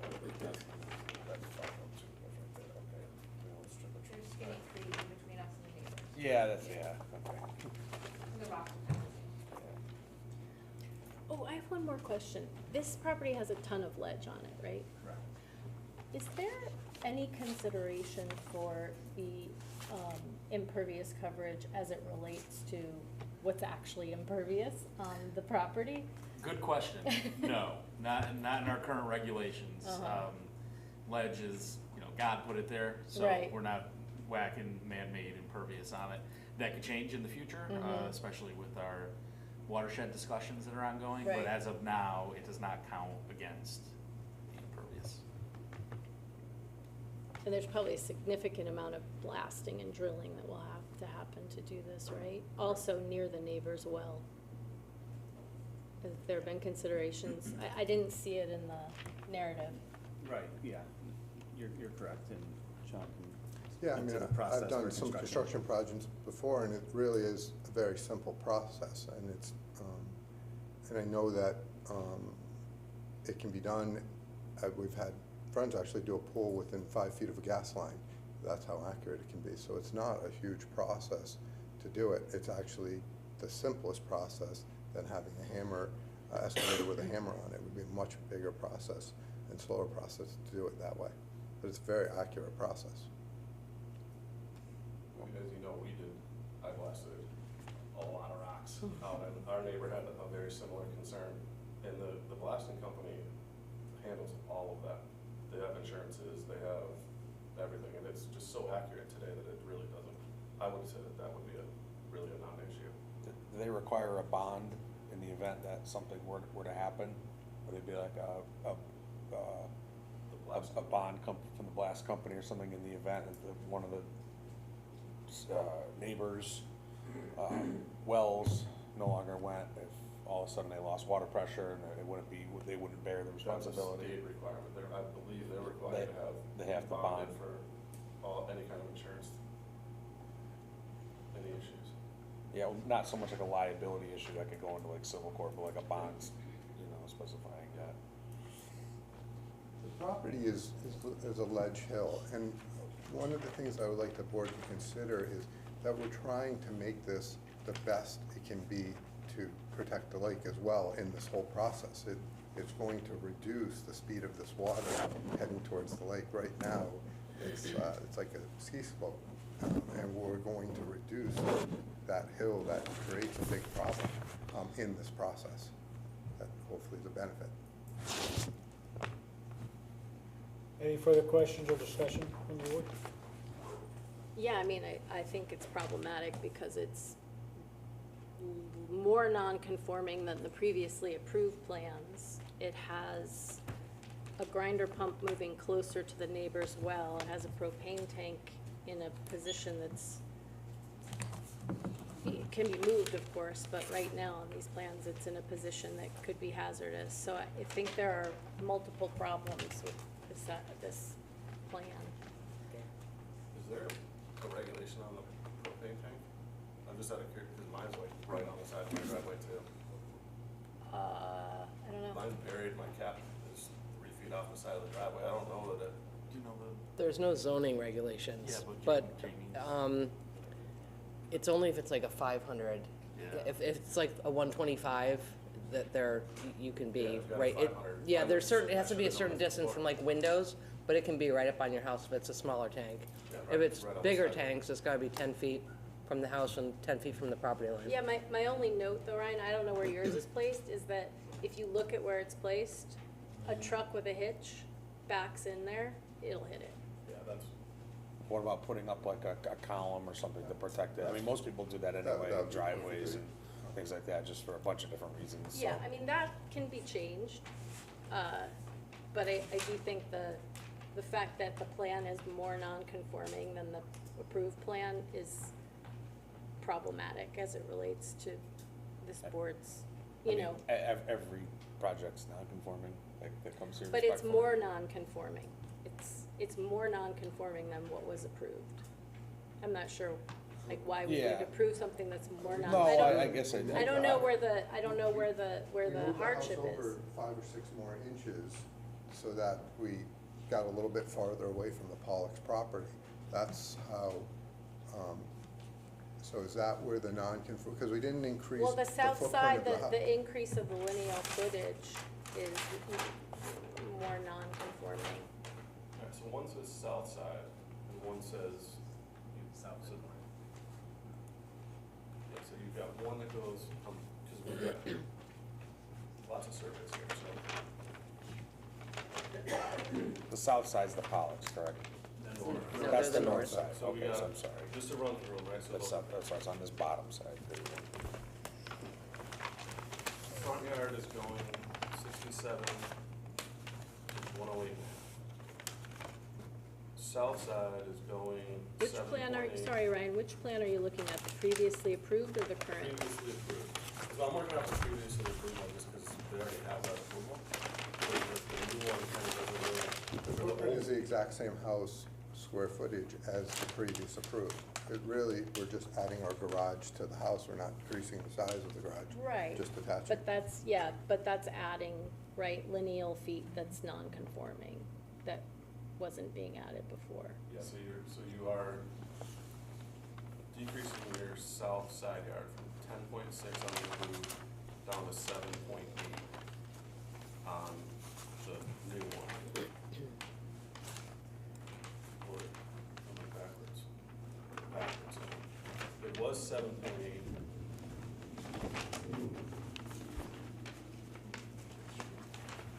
I'm trying to catch up to what plan you're looking at. So the same thing here, this is That the- one, okay. This is the previous. Right, right. Right, so previously approved, and just run down, so we're all on the same page here.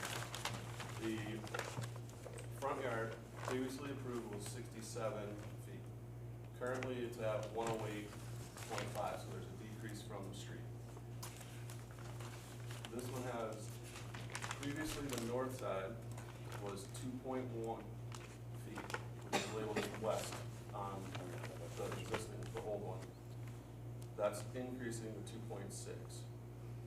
So you're increasing your side yard there. Your south side yard was 7.8. You're increasing that to 10.6. but you're not taking into account the addition of non-conforming lineal footage along the south side. The south Because- side, Yes, because the old plan didn't move the existing garage. So the existing garage's south side setback was, let's but see, the only thing that I don't see that's decreasing, to your point about Jeremy's letter for the other one, is the actual impervious coverage. and the lineal footage on the south side. Well, we just did that on the other one. The only thing that increased was the linear footage along, No, it didn't increase because it was, the house is in front of it, so the lineal footage didn't change at all. well, it did because they attached the garage to it. It doesn't matter because it's, I'm missing that. I'm not seeing. because it was still, that was still non-conforming lineal footage that they're just paralleling in front of. Wasn't this the same? This is still non-conforming linear footage. But this isn't, this is extension, this is an extension of That's what we lineal just did. footage. No, we didn't extend it. Yeah, we did. So we had a house, Pre-existing. we had a house, non-attached garage, and we brought the garage back and attached it to the garage. So we increased the linear footage along the fence on the south side of that property. that's true. We did do that. But that's what Jeremy's letter stated, was, so the only thing that I see on here that doesn't follow Jeremy's letter is the impervious coverage. So if we're following what he wrote, and they were to decrease that impervious coverage, so what this was at,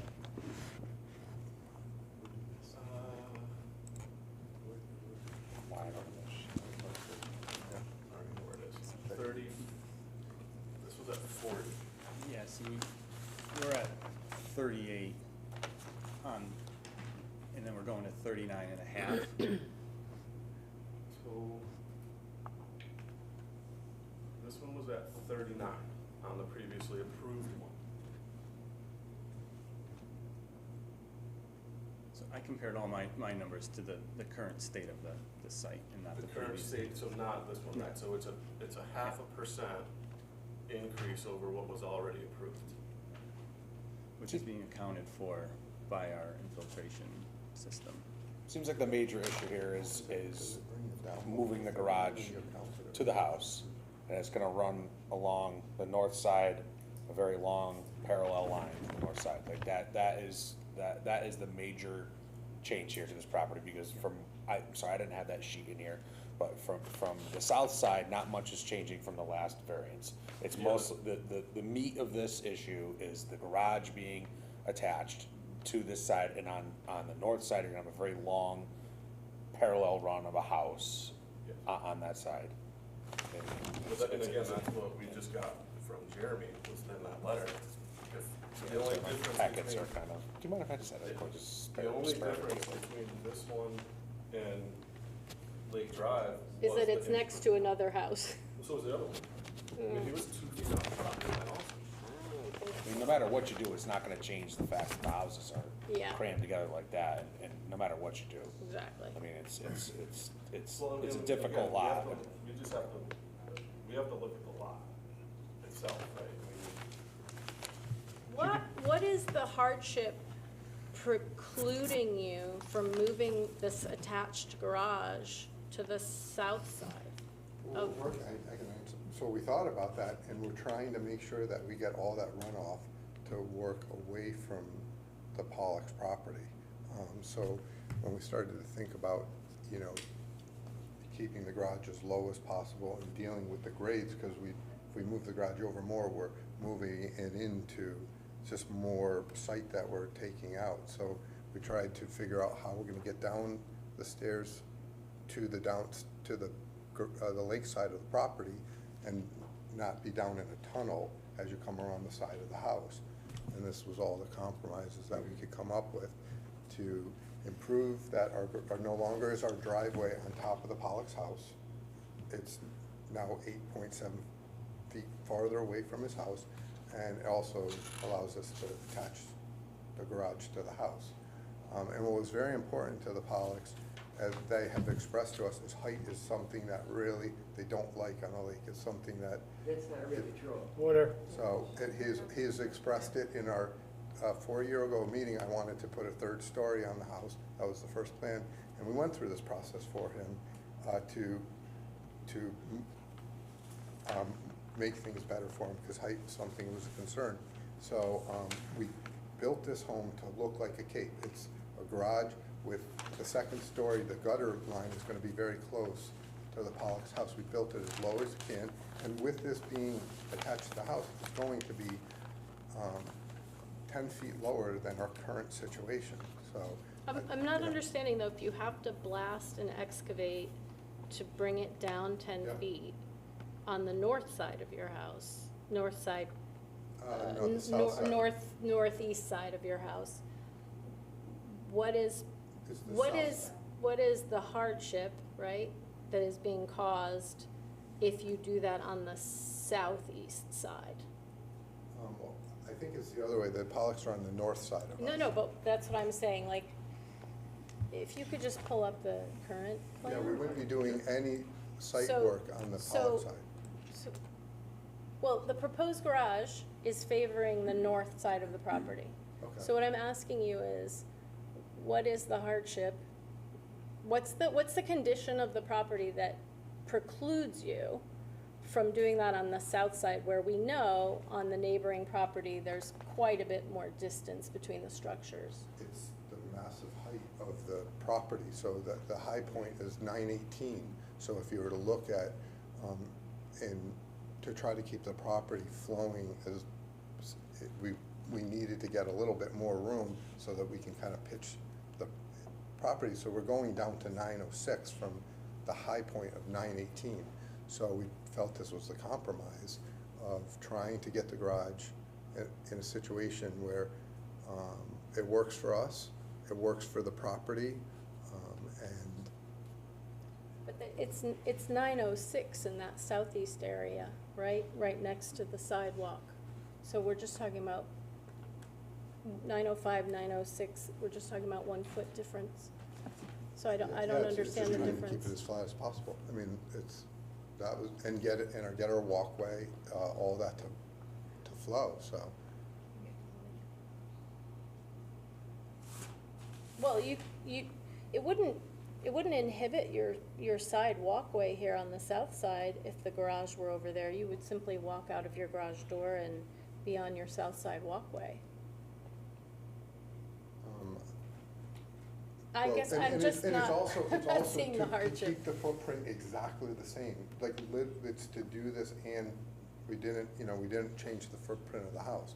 It also has to work where, it fits with the house. If we stagger it, we would have, if you think about the roof, pitch line, you would have this, the house would be so jagged, just to, if you, let's say you moved it over 3 more feet or 4 more feet, you'd have the shape of the house, you'd have. Yeah, you know. I don't think the design issues fall under hardship, though. It's really about it's about the condition of the property, the nature of the property, and I'm not hearing that there's a difference between placing it on the southeast side off the back of the house. I feel like this is a very similar project to the previous one that I just listened to. I mean, and I think the distance, the ones I just looked at were very similar. And I'm actually not asking for an increase of any size of the property. It's just getting rid of my garage and connecting it to the house. It's actually not an increased garage. I know, but that's still not answering the question. They're basically, I'm not hearing from you or from your engineer any hardship that is being presented by the nature and condition of the property to put your garage on the southeast side of the house as opposed to the northeast side. What's the existing elevation on the north side? I'm missing it. It says 906.6. Says the proposed, I can put it on. That's proposed or current? I got a lot of.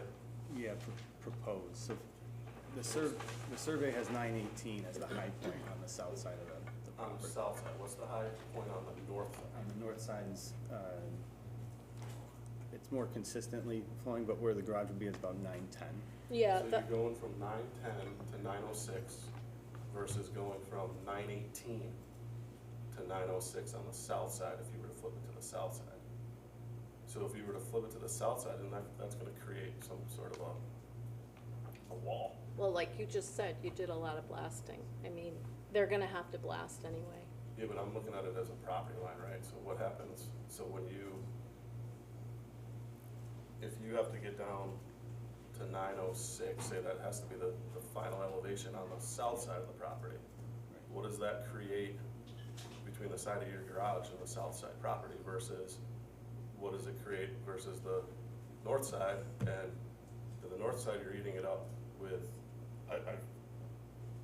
just because it's going two directions, right? So the property comes up off the road and goes higher as it goes south. So naturally, less blasting, less work to the north side versus the south side. Because I looked at that same exact thing. I was trying to understand Because the south side has a big rocky mound on the left of it, so to move the garage to the south side, you have to remove this big rocky mound, which would be quite disturbing. Well, It's less they are blasting ledge on the north side too. Sure. It's just not ledge that is protruding as high. Yeah. Yeah. It's I would say it's not, I would ledge-wise, say, it's less impactful. sure, but it's not, I mean, I would say, Ryan, overall, it's less impactful than what you did. Oh, absolutely. Yeah. But again, mine didn't hurt anything, right? We captured all our water, we put in all the. Oh, no, I'm not saying so, but what I'm saying is Yeah. that it is possible. And now there's no water retention or anything, and then now he's adding all this stuff to it. He's adding all this infrastructure that's not there now. There's no stormwater. There's being no captured at this point. anything. So real, I mean, sorry, I don't have that sheet, but from the last one that was approved, really, the only major change here that's really, I suppose, worth mentioning is that the garage is being moved. It's being moved from the front by the road, and it's now being moved to be attached to the house. That's, Right. and Well, and the grinder pump's being moved closer to the neighbor's well, which is a real issue, Get a grinder pump. and that there's blasting. Condition be to move it, and I'd be glad to move it to the other side of my garage if that is a condition that the board would like. So this was another one, where is it now versus? Right now, it's right in front of the house, and it would be within the garage, so that wouldn't work. We need to get that outside the structure. So,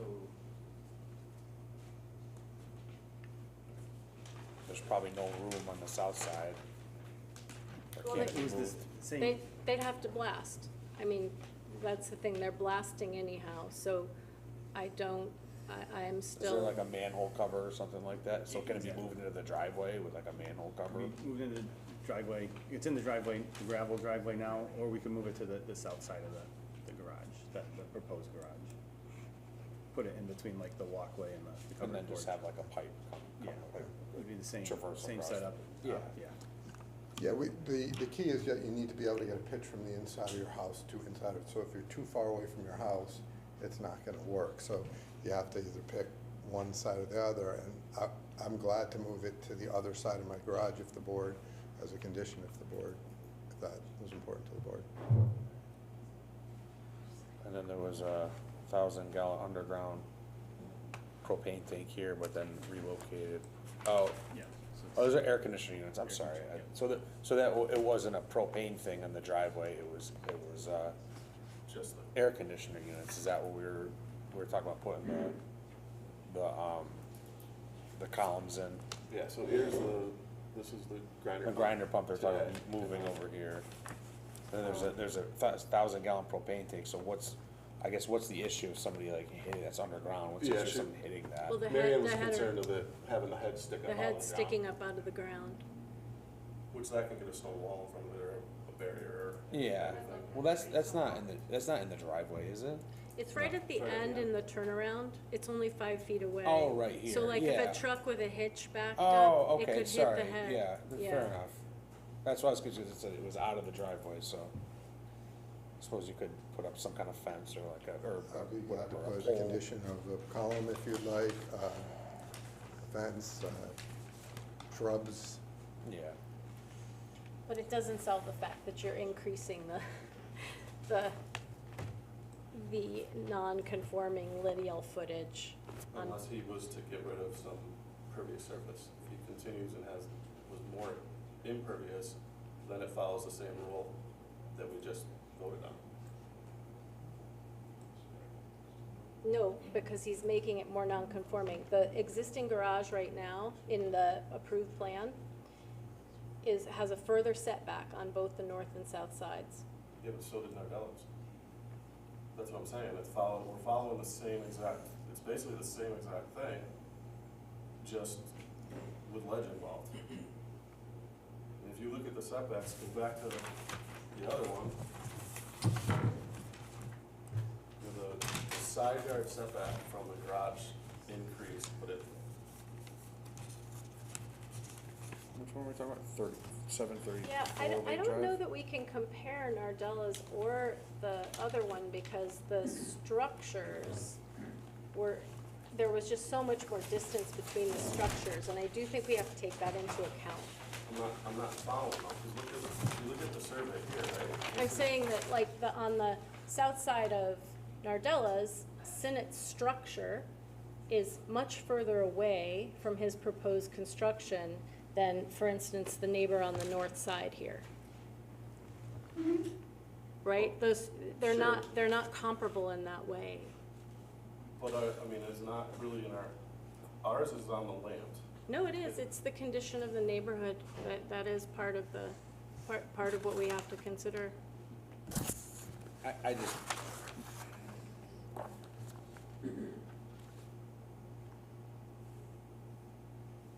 I mean, I guess if this were blocking some type of view or the house is right there. It is in gonna the block driveway. their light, for sure. It's the south side of the house. So right now, the pre-existing has a 2+ story garage that goes away and goes down to a single story garage. So it's actually lesser impact than what they had already on the structure. But much closer to the house. Closer to the house, but I mean, all these houses are extremely close together. I don't know I mean, does it change the way that you can enjoy your property? I don't think it does, not where it is. I don't know, the homeowner might Well, but that's what we have to disagree. Okay, I mean, we need to, I mean, I can see the questions and concerns and whatnot too. We do need to move on to the public comments there at the moment there too. We will continue this as we go. Yeah, fair enough. I'll go ahead and open the public portion of this, public hearing portion of this application. Any members of the public who wish to speak to this application? Could we sit over here, please? Is that possible? Over where? We're At the table. here. Where everybody else is sitting. Yeah, they'll have to just move. Yeah, that's fine, yeah. Thank you. Just let it fall, Kyle, it's gonna happen.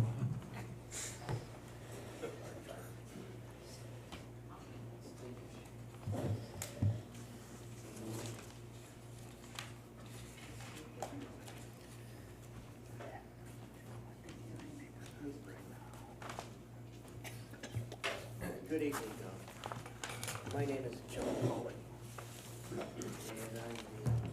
the next door neighbor, and then my brother Frank, he's part owner, and my wife Mary. And we both are opposed to this new variance, because there was a variance granted in 2021, and we had everything that you possibly could imagine. And as one of the people principally involved in granting, having him get his variance. I don't know if anybody had a chance to see the houses, but I would like to just pass some of this around.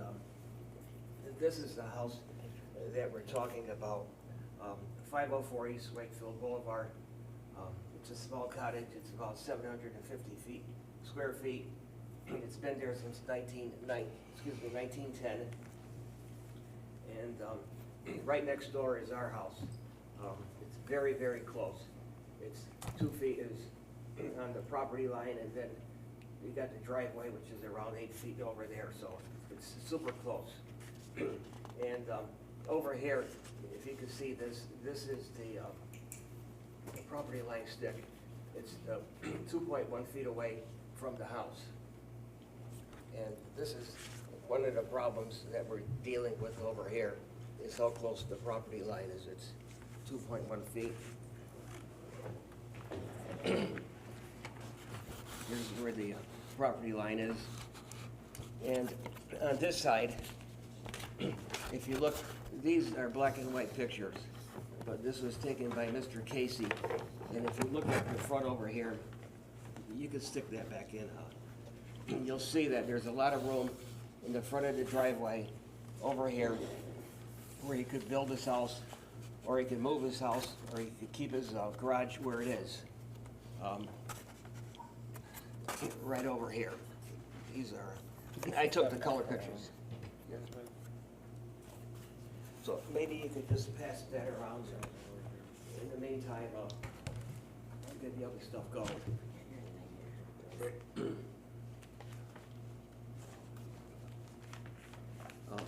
There was a, I think Mrs. Stanzielli made a mention that my house was a very large house, and it isn't. Here's a picture of my house, and it's about 1,400 square feet. It's a single floor house, and it's got a, the front is raised a little bit. It's got a 2-foot knee board in the front, and that was purposely done over the kitchen so that we could get into the attic, which is unfinished, and the basement is unfinished. John, would you say that this proposed addition plan goes anywhere past this bush? Yes, it's gonna go all the way here. It goes all the way to the house. Yeah. So it's gonna follow this line on this plan. It's gonna follow this house line over to here to about where this bush is. Probably, even possibly more. So It's pretty large for the garage, where the garage is. So this is gonna leave this strip of land here. Right, between- basically the big difference is gonna be where the hedges are. So the hedge is basically, if we're looking at this picture, the hedge is, Yes, So 24 feet from this corner. right, this out way. that way, that's correct. So how far would you say that hedge is? I think that's this question. Is that hedge about the 24-foot mark? that's about, like, if we're just like visualizing. I would say it would probably be close. pretty close to that, yes. Okay, so right here, so you would have this strip here. Right. That Yeah. would separate The this houses, side of yeah. the garage. Do you have any like means of egress on this side or anything like that? Is there, No, like, there's no means of doors? egress or anything So there, no. you enter the house from the front. Right, so And, I enter the house in the front. What about in the back? You go out the back And door in the too? back, there's. What are you calling the front and the back? 'Cause I'm that calling, always I'm gets- calling the front, the road side. That's We'll call the front. Got it. So you entered the house from the front. Yes. What now, on the north side of your house, do you have like any egress on that side? Yes, there's a porch there. There's a porch there. Okay. Very close. So this, There's a picture of it right here. No, excuse me, I didn't take it. Here's the porch, here's the porch railing, and then there's stairs that go down. So Okay. it's very close to where Mr. Stanziali's house is right there. That's the if you don't porch. mind me asking, are these like a bathroom or? Yeah, right here. Here's the bathroom, Oh, and okay, here's I the saw the bedroom. pipe coming Yes, up, yeah, so the that's a- bathroom and the bedroom. Okay. And that's where he wants to put the garage. Very close to our bathroom, very close to our bedroom. And then he's gonna have 6 windows overlooking the bathroom and the bedroom. But I'll get to that afterwards. Are these, Yes. These are that's how big the house is. that's your structure? That's correct. These are 2 additions? Okay, this was, this is an addition here, that's correct. Yep. And this was, it's a sun porch. Okay. It was there for maybe 40, 50 years, and it was just a regular porch, and then we converted it over, and it was like, I think, maybe 40 feet or something like that, and we just made it into a year-round. It was originally just a regular porch for the Because summertime. right here in these photos, there's like a string of bushes here. So this garage would end at this first bush, first bush closest to the lake. It's hard to tell on that. Yeah, but- I'm just trying to gauge it, so it's not like it runs the full length of the house. It really just ends like in a third of the way from the back. The other thing I just wanted,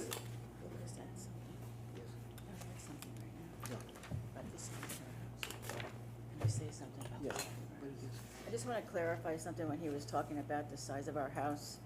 I just want to make it clear that I think the difference between as far as levels and stories, if it's, a story has living space and a level is just a level. So a basement that's unfinished is considered a level. That's what I read in some of the material I was reading. Is that true? I don't know how I don't know that we're looking at levels unless we're looking at overall. No, just trying to show the size of our house. So the bottom level is an unfinished basement, and then there's living space on the floor above that. Yep. And then what happened was that we had we had a pull down ladder that went up into the attic. Yep. And we still have a kind of a ladder that goes into the basement. So the reason that we built up that one side of it so is that we could get upstairs, because I don't think I'm gonna be able to go up that ladder and put things in the attic. You have a single level home. So we have really A single level home, I think it's that's a what you're single describing. story home, but I don't know what they. Single level, Right, but so I just single wanted to level say that it's home. not. Single level ranch home. What they had, because they had mentioned the letter, and they described it differently.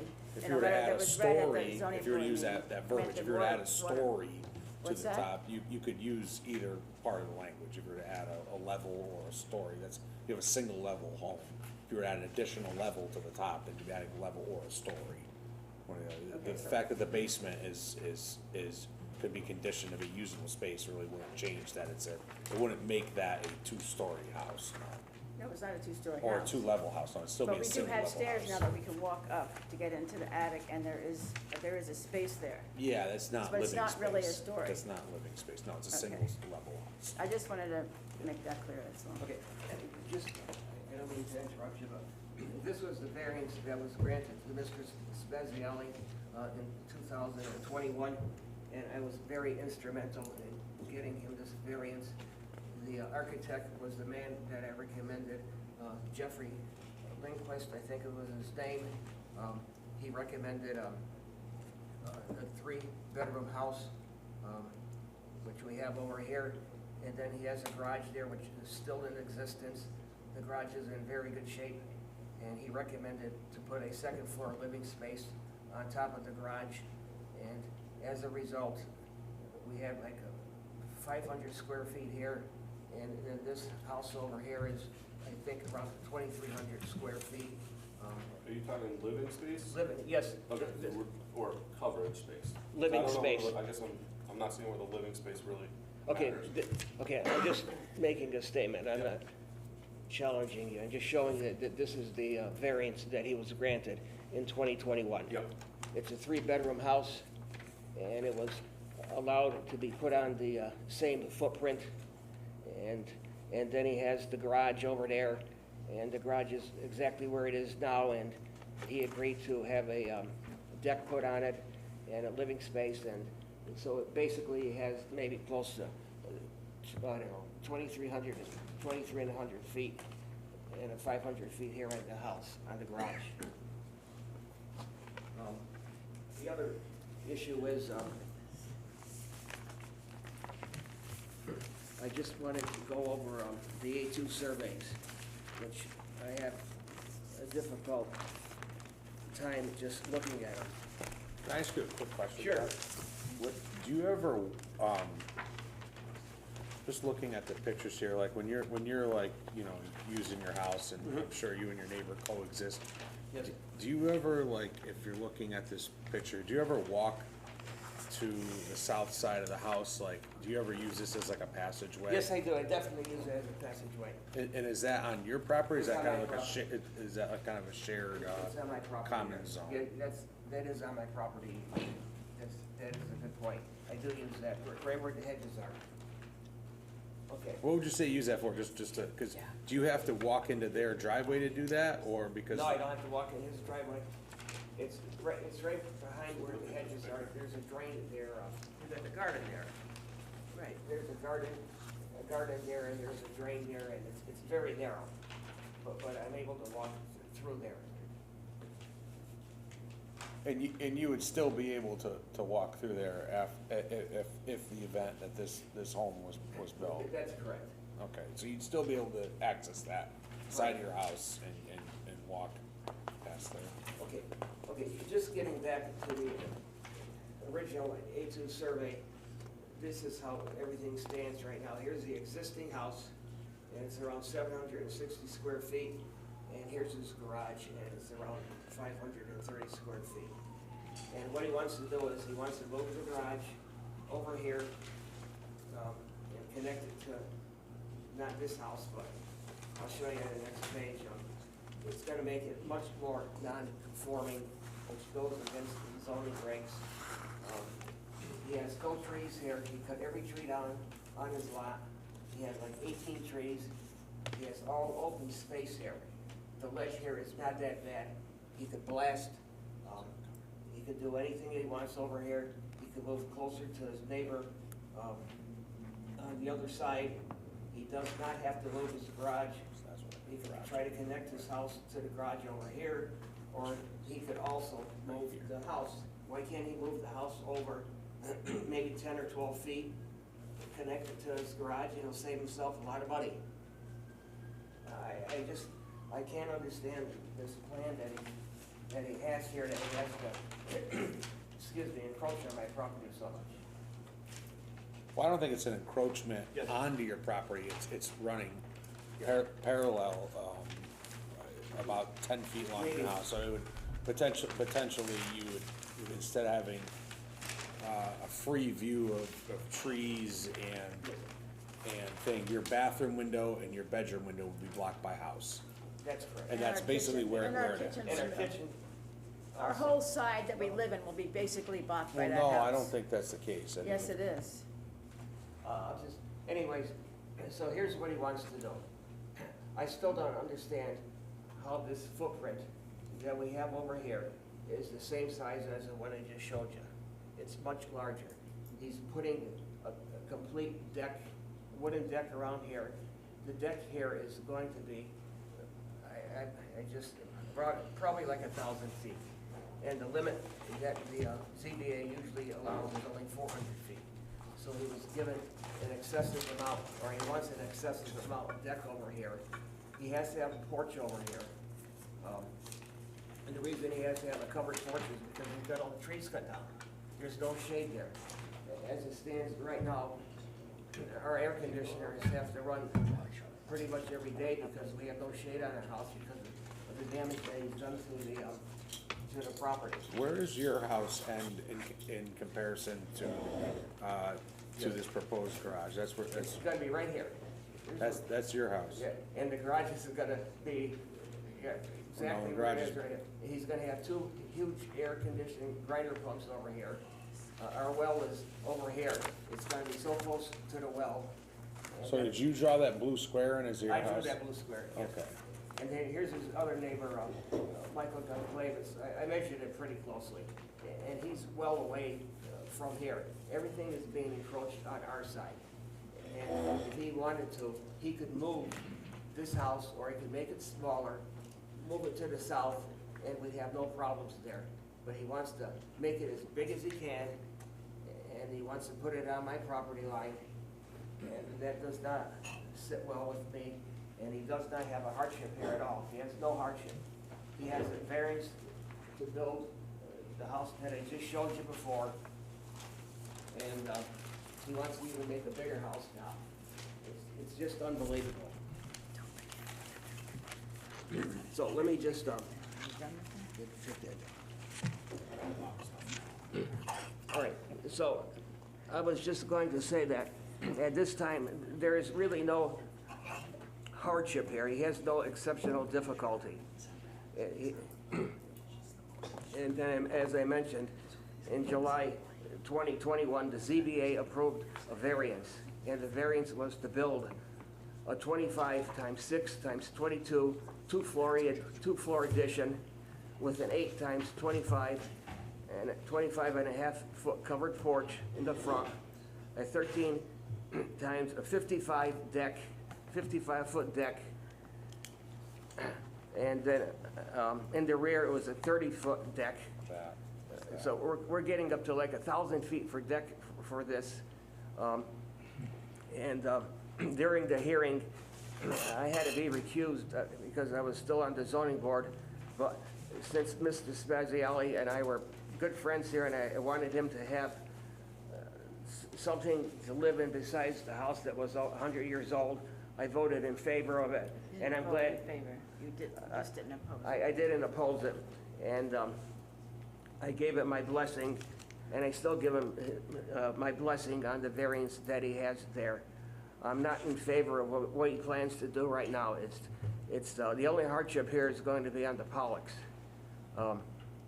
What happened was, many years ago, the property over here was, his house was built in 1910, and then it was divided in 1955. And it was divided, and since it was divided, they had to have a 2.1 boundary on the north side so that the lakefront would have at least 25 feet, so that it would be a lot. And that goes back to the old rules. So it's really not his fault, it's really not my fault, it's just the way it is. When he bought that piece of property, he only paid $315,000 for it. Right now, he could probably double it if he wanted. We have people always coming over asking us to sell our property. They're always looking for lakefront property, and maybe they would be interested in buying it, or even if they wanted to buy it and put another house on it, they probably would move it farther away from our property line, and I'd have no problem there. But what he's trying to do is he's trying to make, moving the garage over, he's making everything more non-conforming. And that's a big problem. His plans are to even build a bigger house, 2,600 square feet or even bigger. I really don't know what the size is, but because it's not mentioned in here anyplace. He wants to build a 3-bedroom, 3-floor house, have a 25-foot garage, and he wants to be 8 feet away from my property line, which is an encroachment on my property. Put that stand back up. Oh, sorry. So just getting back, it's not a hardship since there's the 2.1 boundary, and it was created in 1955. It says that this is something that was done by the previous owner, and it doesn't qualify for as a hardship. And let me just, I forgot to show you the most important thing, his building plans here.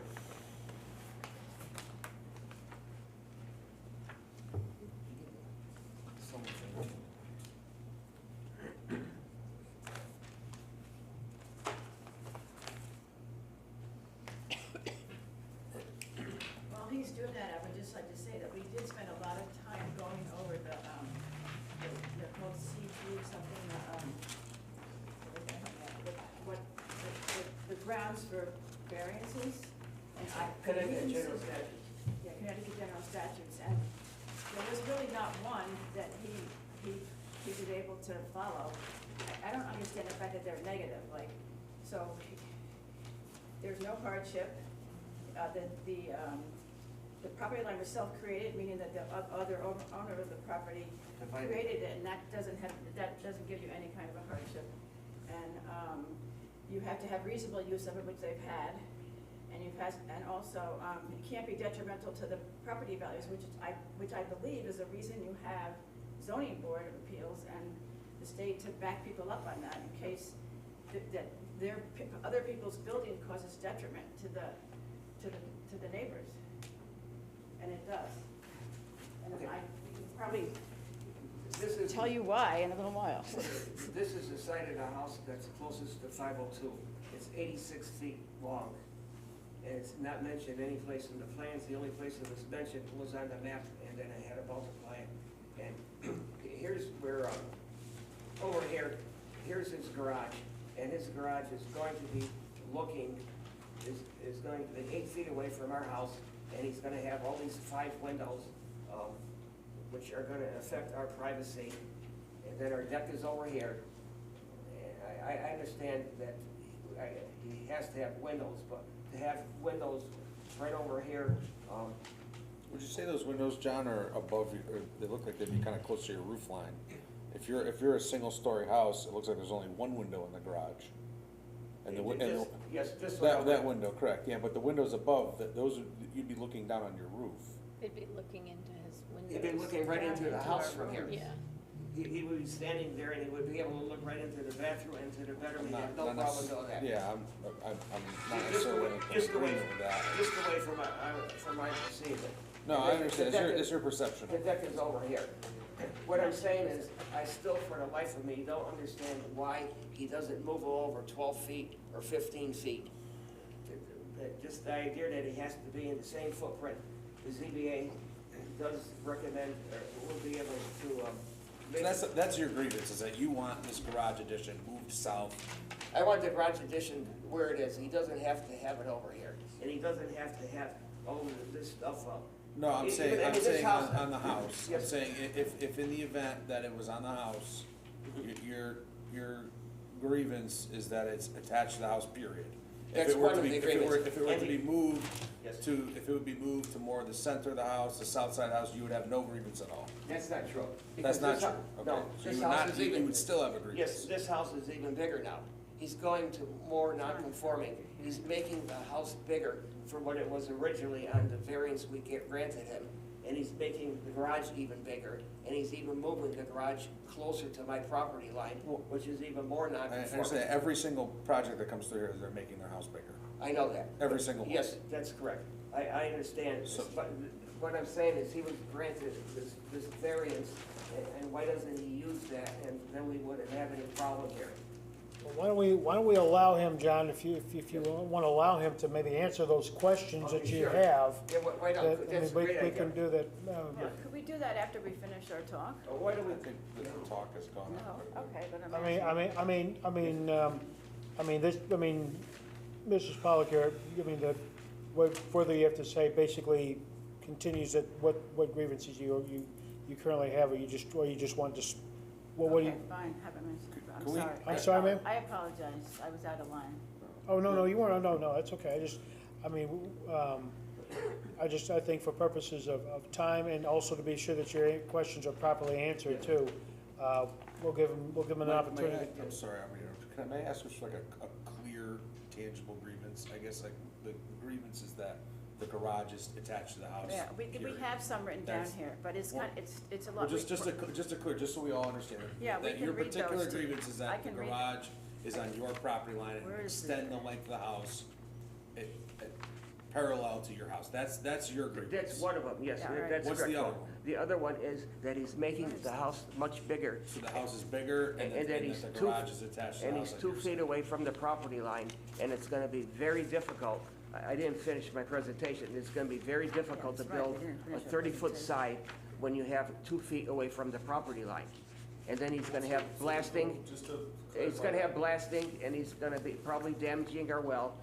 And then we have a chimney on the other side, which he probably would end up shaking, and then I'll have to have that fixed. And I wanna know who's gonna pay for all these damages, because he wants to have a house that's so close to the property line.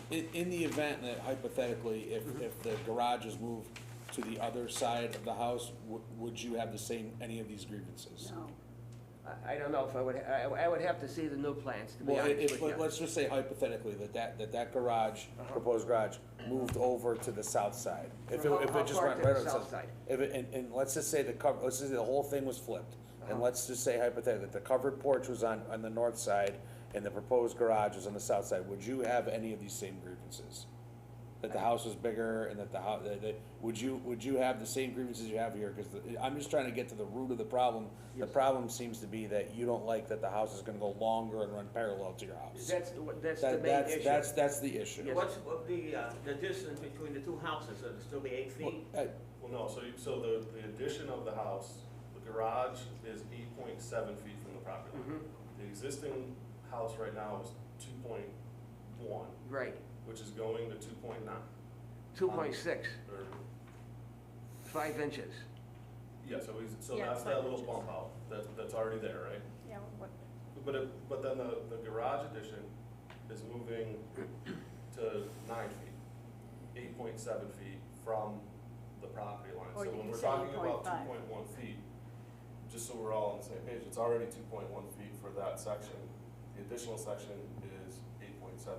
Yeah, but it's 8.7 feet that's not there now. I mean, it's Well, just for open clarification space purposes, so- now. excuse me though, what is the the setback's supposed to be. It's a lot closer than the setback is supposed to be, isn't it? Absolutely, it is, and that's what the variance is for. And that's what right? the So- problem is. Hey, That's- Ryan? That's what causes us that detrimental problems. On that point, though, I just want to read this into the record, right? Regulation 45-17, non-conforming uses, buildings, structures, and lots. Intent, within the districts established by these regulations or by amendments that may later be adopted, there exist lots, uses, and structures which existed at the time that these regulations were adopted or amended, but which would be prohibited, regulated, or restricted under the provisions of the regulations or future amendments.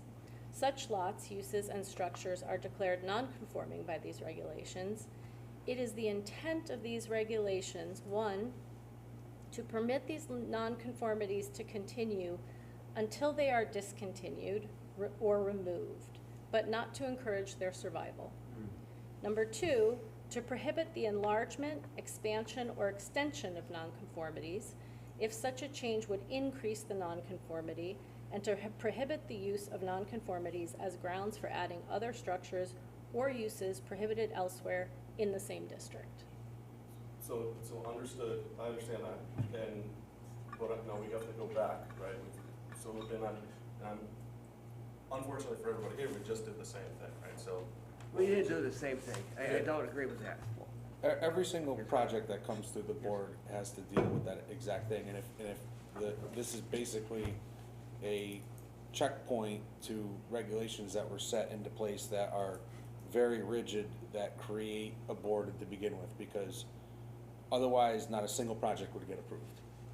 So this project, in my opinion, is really no different than every single one that comes through here. Every single project, people are making their houses bigger, they're adding garages, they're going up a story, every single one of them. But they're not the same, they're all different. Well, they're all different, They're but all different. every single project is a change to the lot, a change to the property, almost all of them are Right, increased size. and it's also our responsibility to think about the integrity of the neighborhood. Right, what and- about the neighbors? Right, and, I you know, understand there, that. I haven't been on this board approving something that's 8 feet from another house. Yeah, well, there've been a lot of them. Well, doesn't a variance have to be unique? Like, if All of everybody's them- bringing all of one, them- they all should of be them having are something unique. different That's- to grant a variance for, I'm wouldn't sorry. wouldn't they? I guess all of them are unique. Every single property here is unique, and every single property is non-conforming. Every single property is not necessarily unique in the way that they're talking about it, because you can have A lot of them properties are that are, very unique. a lot of the properties around here were formed for the same reasons, because they divided properties. Well- That's why there's small lots. So That's why what- you have a lot of people wanting variances. So with your concerns on the table and your grievances on the table here, would you allow the opportunity for the applicant to answer any concerns you have? Well, I thought I was gonna be able to at least, he asked me to be more specific about the detriment that we thought it was causing. And we wrote it in a couple of things that we gave you, but the one that we gave you tonight was, that was just given to you tonight. But if you look on page 3, you wanna,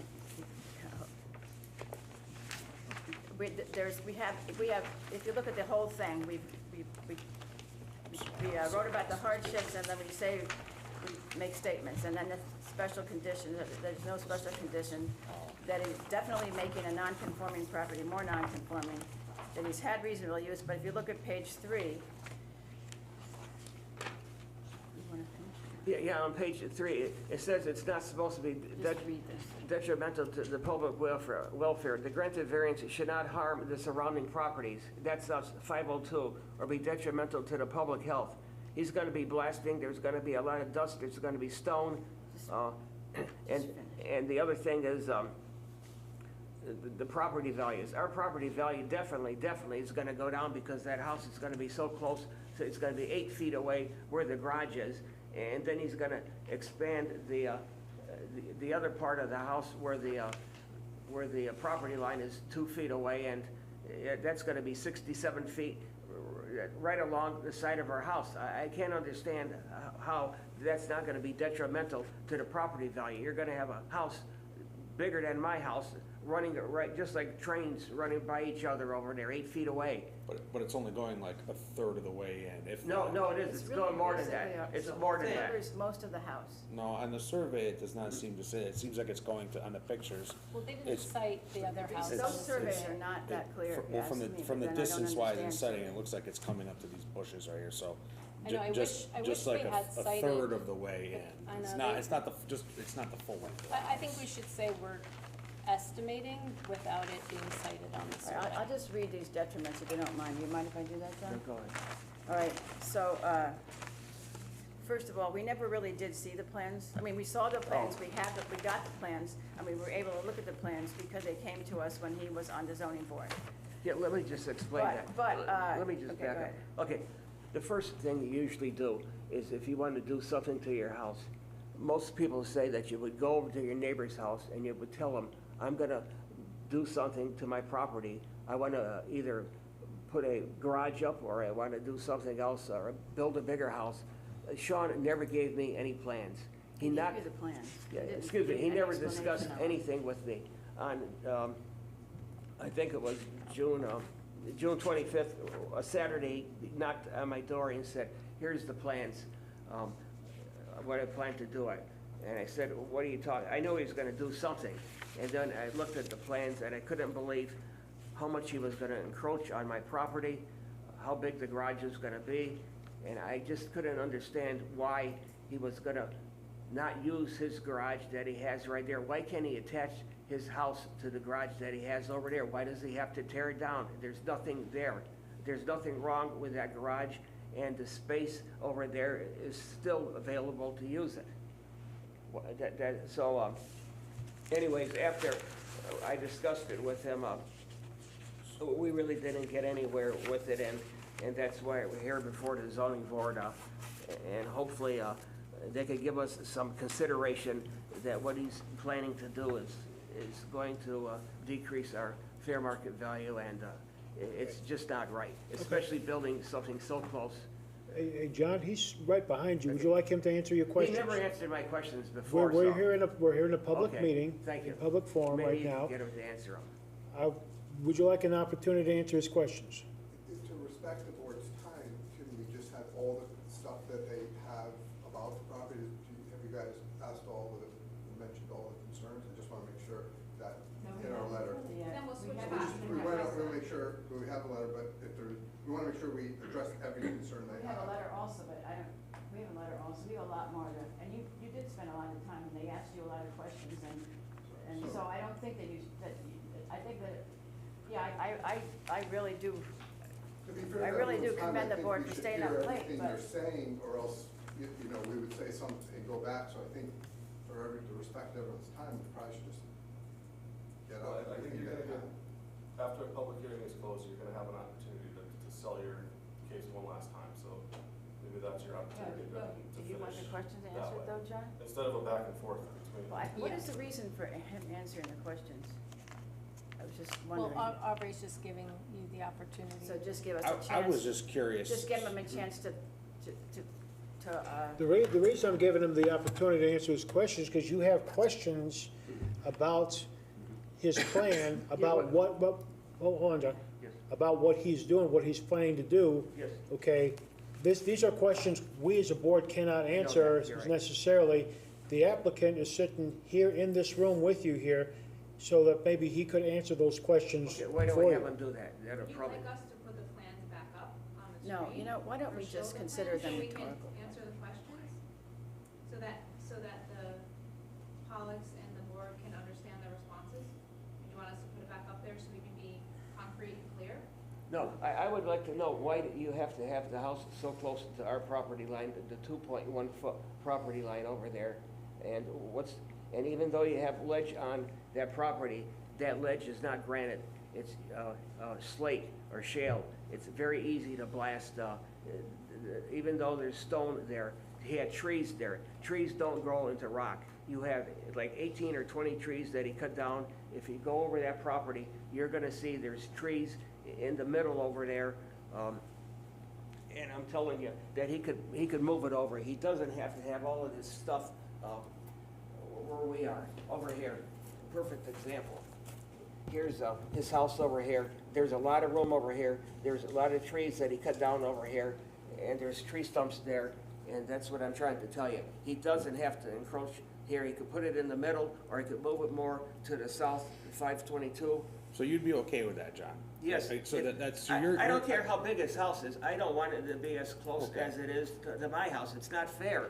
He can do this No, stuff. I understand. I'm just trying to get, like, just for the time preservation, just so everybody's clear on the grievances. Your, right, and just reading, just listening to everything you're saying, your grievance is that the house would be extended to run longer parallel along your house. That's your grievance. That's one of my grievances. And the other because grievance just is, now you said that you didn't care if the house got bigger. So you don't care if the house got bigger. I said, I don't care if the house got bigger, if he moves it away from the 2.1. That's what I'm saying. So your grievance is if that's he gonna mo- run along the north side. Right, so if he moved that house 12 feet away from my property line, I don't care if he built it to the sky, it would not bother me. I don't want it that close to my property line. That's the grievance. That's the grievance. The grievance It's is too gonna run close. it's And already it- close to the property, it's gonna run longer and extend further down your property. Right. And that's your grievance. And it's too close also too, Paul. That's what I'm telling you. That's the big grievance. No, I understand. So I'm not saying- minimizing your concern, so please don't take it that way. I know, but what I'm trying to tell you is, this is a pretty big sized lot. And if you look at the lot, everything is on the north side over there, He's moving on everything. my property line. A lot of it is over here. I mean, here's my property line, it's 2 feet over here. He has, he could, why can't he just maybe remove some of these decks that, take some of his decks off, or, and then move it, there's a lot of things he could do. I don't know why we gave him a 1,000 feet worth of deck. Do you know that's the size? It's just unbelievable. That's what he's asking for here, 1,000 feet of deck. And how much does the zoning board say that the deck should be? 400. 400 We feet. base it up, we've done this. Right, we've done it before, I know that. But that's, Okay. so basically what we just said, so if you took this house, Yes. so we're all understanding, if you took this house, Mm-hmm. which, other than the garage, Mhm. the house itself was approved. Mm-hmm. So if you took this garage. Who said the house was approved? Well, I think And the old variance, that but was, I have a question about that. I didn't know you could like, have a backup variance. I thought if you had one variance, it was a variance, and then if you applied for another variance, you're still talking about the other variance, like. well, they still have the variance in place. But that house is not the That's- same house. but that This house- house is not the same house that was Yeah, approved of. but It's it's the not same the- footprint on the prints. It's the, Yeah, but it's not the same meaning. It's like, I don't understand that, how that can happen, but I better. the other house is only 2 level, this is 3 level. It's not the same house. Yeah, and the application for the, sorry, Ryan, I would say that the sort of, the request for a new variance actually qualifies as a discontinuing of the old nonconformity as stated in 45-15. So if he built the house as it was originally done and came back for a variance today, to add a garage to the house, right? That'd be a new variance. It'd be a new variance to do that, and I think that's the only change that we're seeing, other than the style of the house, where the windows are, the roof lines, things like that, the footprint is the same on the existing variance for the structure. So yes, this particular one might have a finished basement, but that doesn't affect anything to do with what we're talking about here. We're looking at the setbacks, the impact on the property, not the design of the house, right? We're not talking about the design of the house. Well, you're saying it's a different house, but the footprint is the same as what was approved. other But than it's not the moving original house, and the original house was different. It's just more details on the plan. It isn't more. Yeah, the detailed, style of is the house doesn't matter, it's the same footprint. But I really do, honestly, not to be mean or anything like that, but I apologize that you didn't feel able to, at least show us the plans and explain them. Because they are very, John understands plans, but it's easy to make mistakes. But I think that, I believe them, because of all the things that I've seen, I don't know, I can't see, that's why I think people really need to look at the plans, and I'm sorry that the boards don't have enough time to really study them, because to study them right before, is not enough time. I can't, One of our. why are you comparing it to, I don't know. Yeah, why are you defending him? I thought you're supposed to be impartial up there, right? I'm 100% impartial. I'm trying to, Stop now. I'm looking at everything that you just said. So what you just said was if, you don't care how big the house was, if he was to take this, move it over to 12 feet. 12 feet, that's correct. Move it over to 12 feet, or move the whole thing over 12 Move feet? from- 12 more feet, 12 more feet? so it's, The garage. Over So here. it's a little Everything, over the 20 house feet. and the garage, the house and the garage, the house and the garage. No, the garage is already over there now, so. No, I'm talking about, so, my question was that, so I was trying to get like kind of I'm just trying to get to the root of your grievance. So, the house, where the house is now, it's static, it's in the same location, and it's just as close as it's ever been to your house. Right, that's Nothing correct. changed. The only thing changing here Uh-huh. would be to add a garage addition to the front of it that would run parallel to your house. Right, that's correct. Because he's not, okay, so where the house is, that doesn't need to change, that's the way it's been, it's not changing. So adding this garage to the front of the house runs longer parallel to your house. Right. And you have a bathroom window there and a bedroom window. And my understanding of your grievance, to put this in the simplest case possible, is that you don't want to look out your bedroom window and see another house. Or you don't wanna look at your bathroom window and see it because you feel that it's too close to the property line. Because the house doesn't have to move anywhere, it's there no matter what. So when they put this garage here, your grievance is that it's just gonna run longer, more down parallel to your house.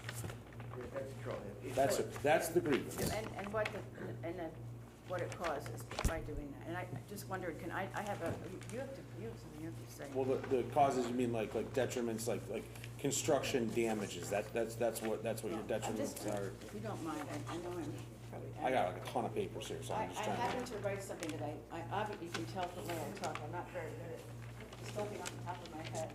But my husband asked me to write I'm not even just give it to you, you don't really all have to have one of these, and then you probably have time to read it. But I'd like to be able to read it if that's all right. I Um, don't know.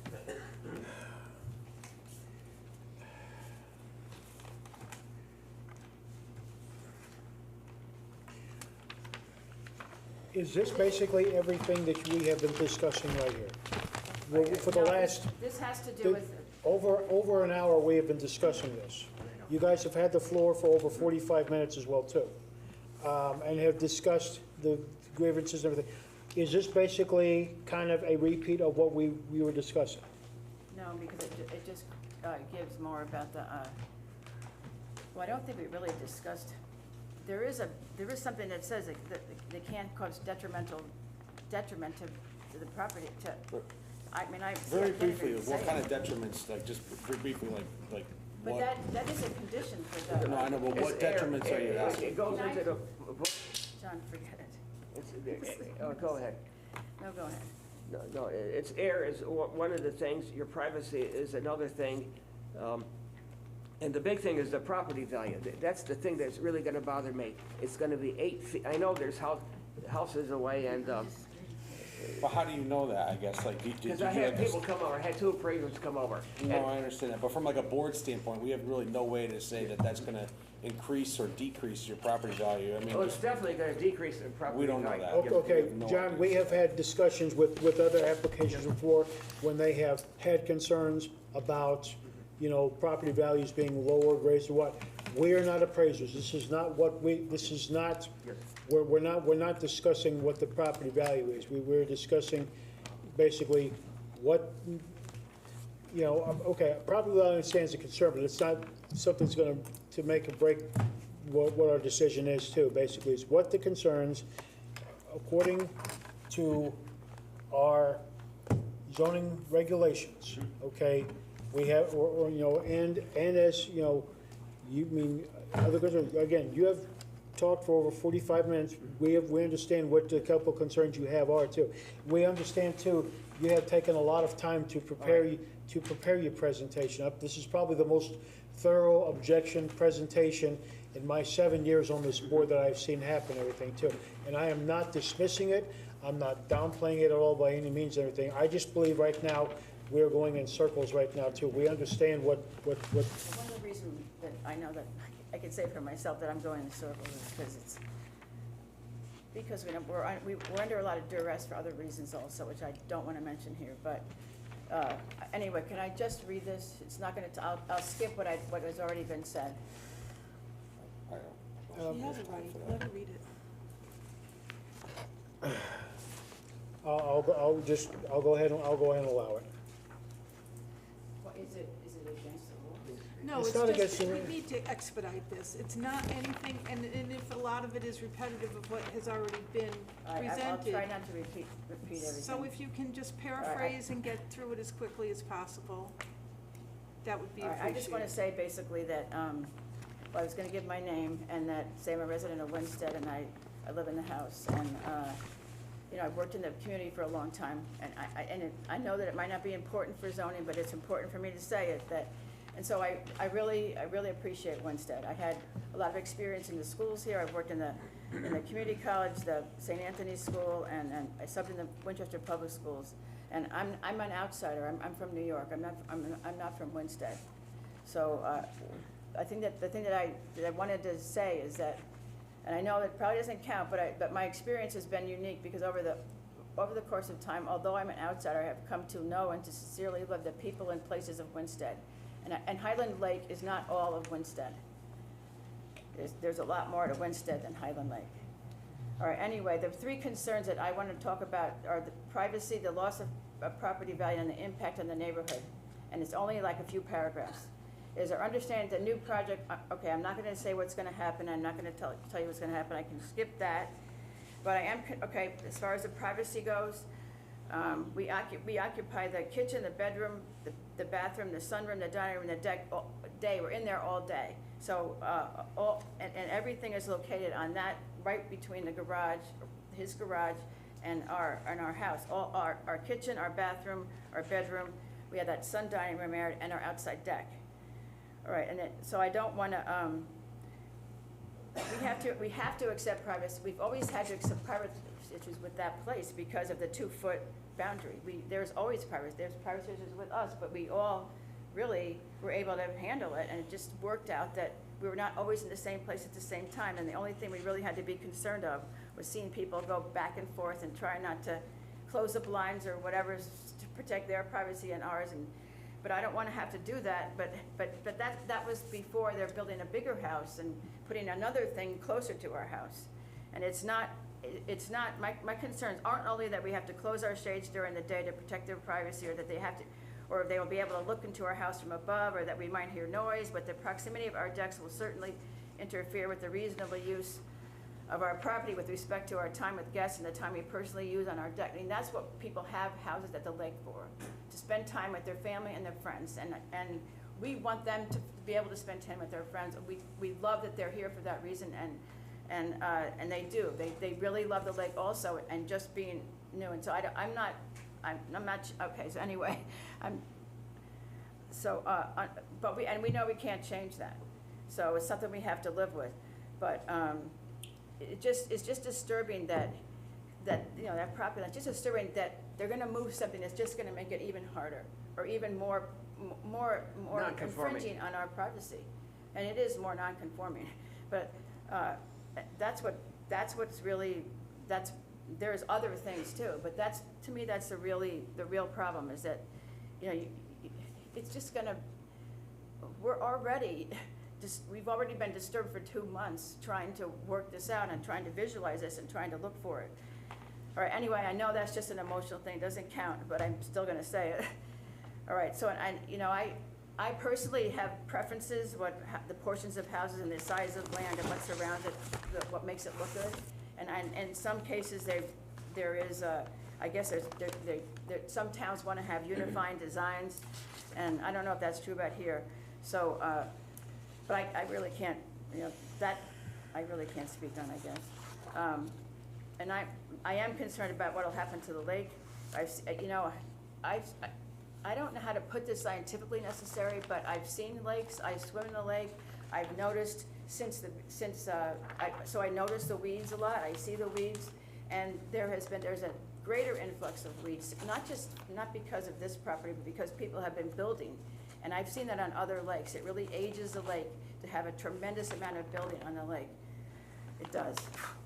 Anyway, but you know what, this is why I wanted to read this, and it's true. And it's not scientific, and I don't know if it goes with the zoning board, whatever, but I think it's very important.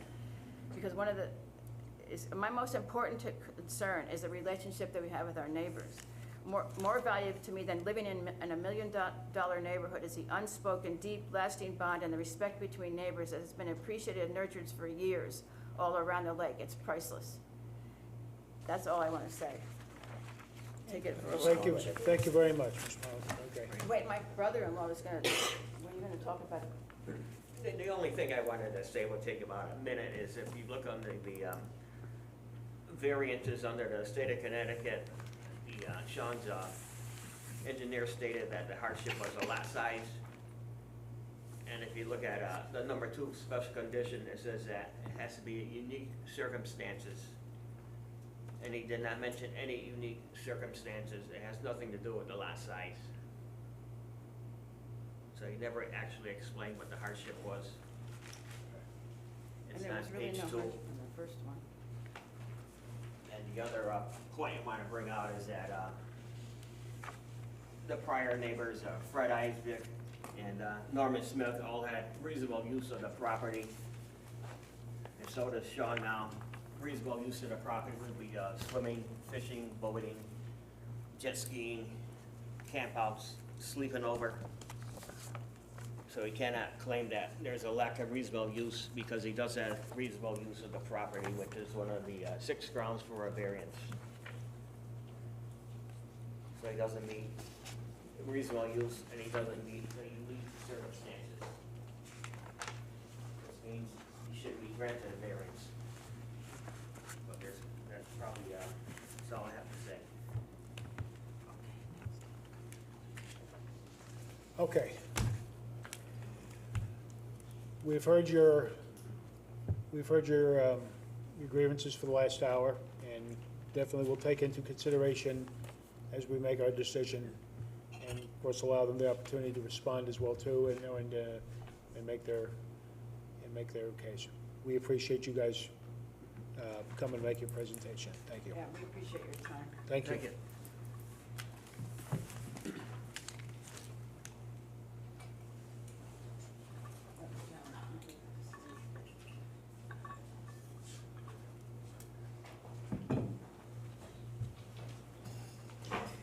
Is there any other members of the public who wish to speak to this application?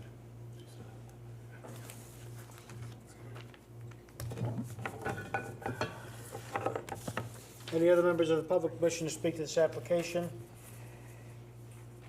Hearing none, I will go ahead and close the public portion and allow you guys the final word for your application. And if you want Respect your to, time and make it as quick as and possible. if you want to answer any other questions too, as far as your closing remarks, please do so. Thank you. I'll try to make my comments as succinct as possible. So as we've talked about, most of the project was approved in 2021, special exception variant for the footprint, second story, the decks. We're trying to simplify it, keep things where they are, the house where it is. I wanted to describe as you walk down our driveway, so you can picture a little better the experience as you're walking down the driveway. When you walk down the driveway, we park our trucks right next to the Pollock's house, and there are bushes that run all along the house, so blocking the windows, blocking the light.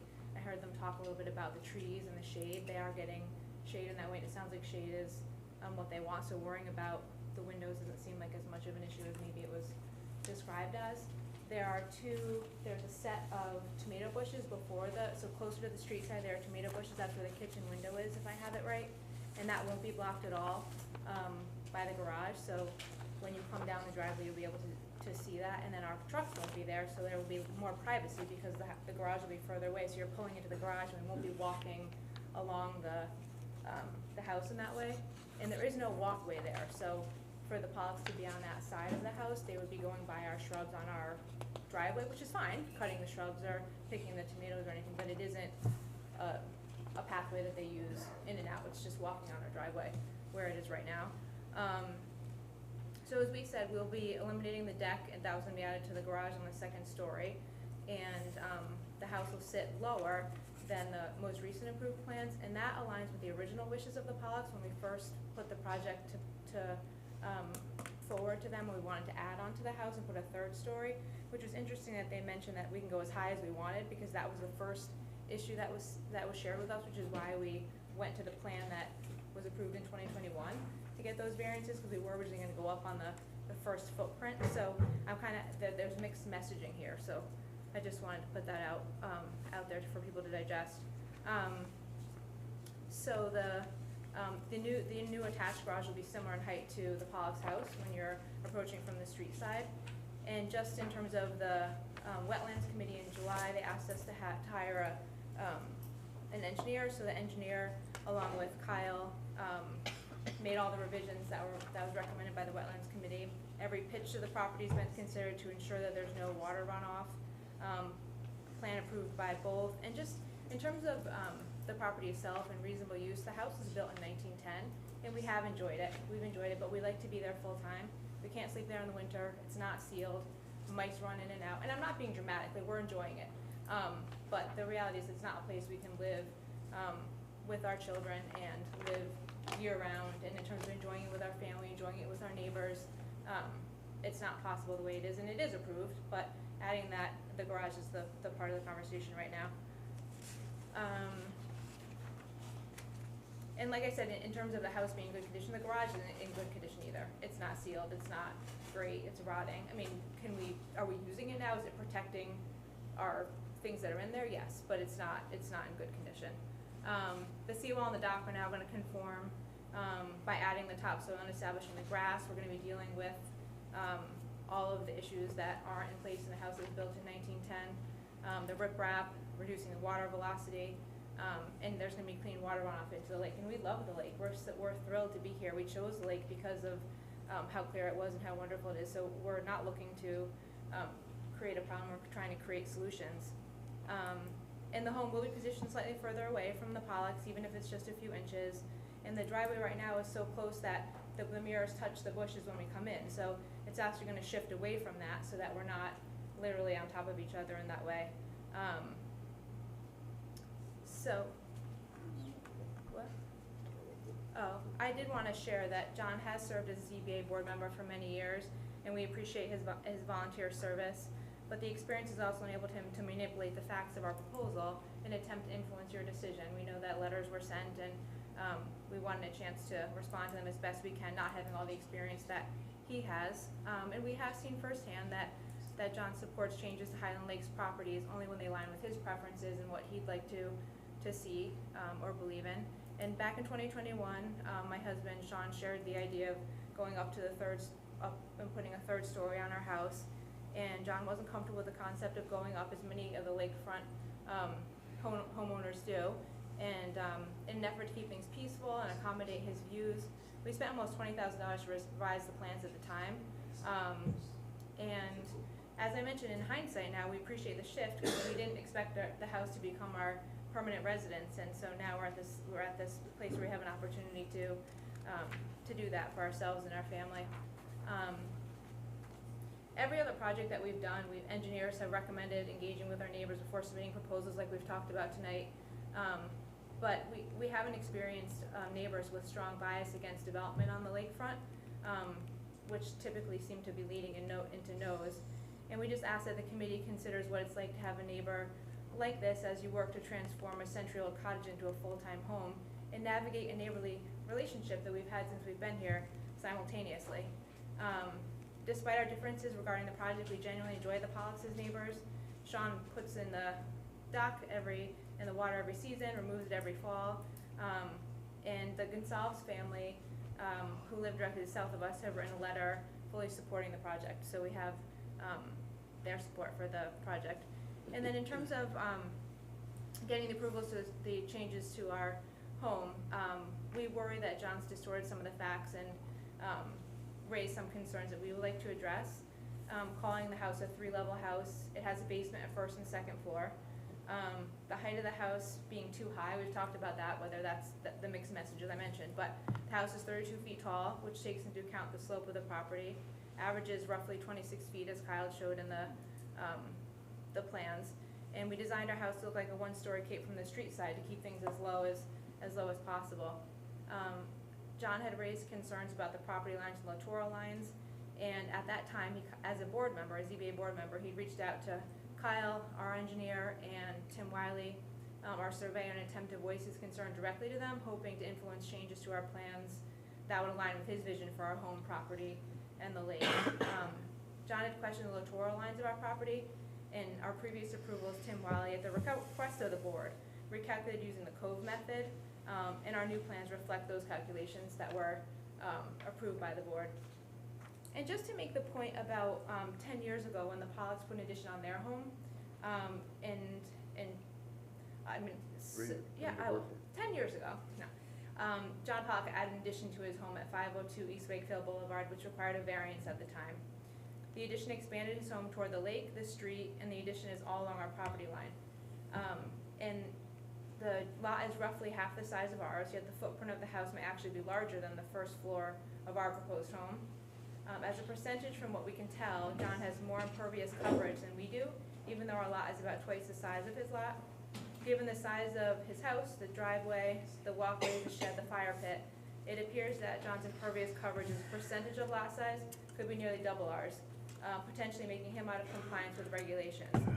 Curiously, us staying within our previous limits of 39% isn't acceptable to John. And in the letters, not tonight, there were concerns over the AC, well, they were mentioned tonight, concerns over the AC units brought to your attention, where John makes claims that the condensing units will add runoff water.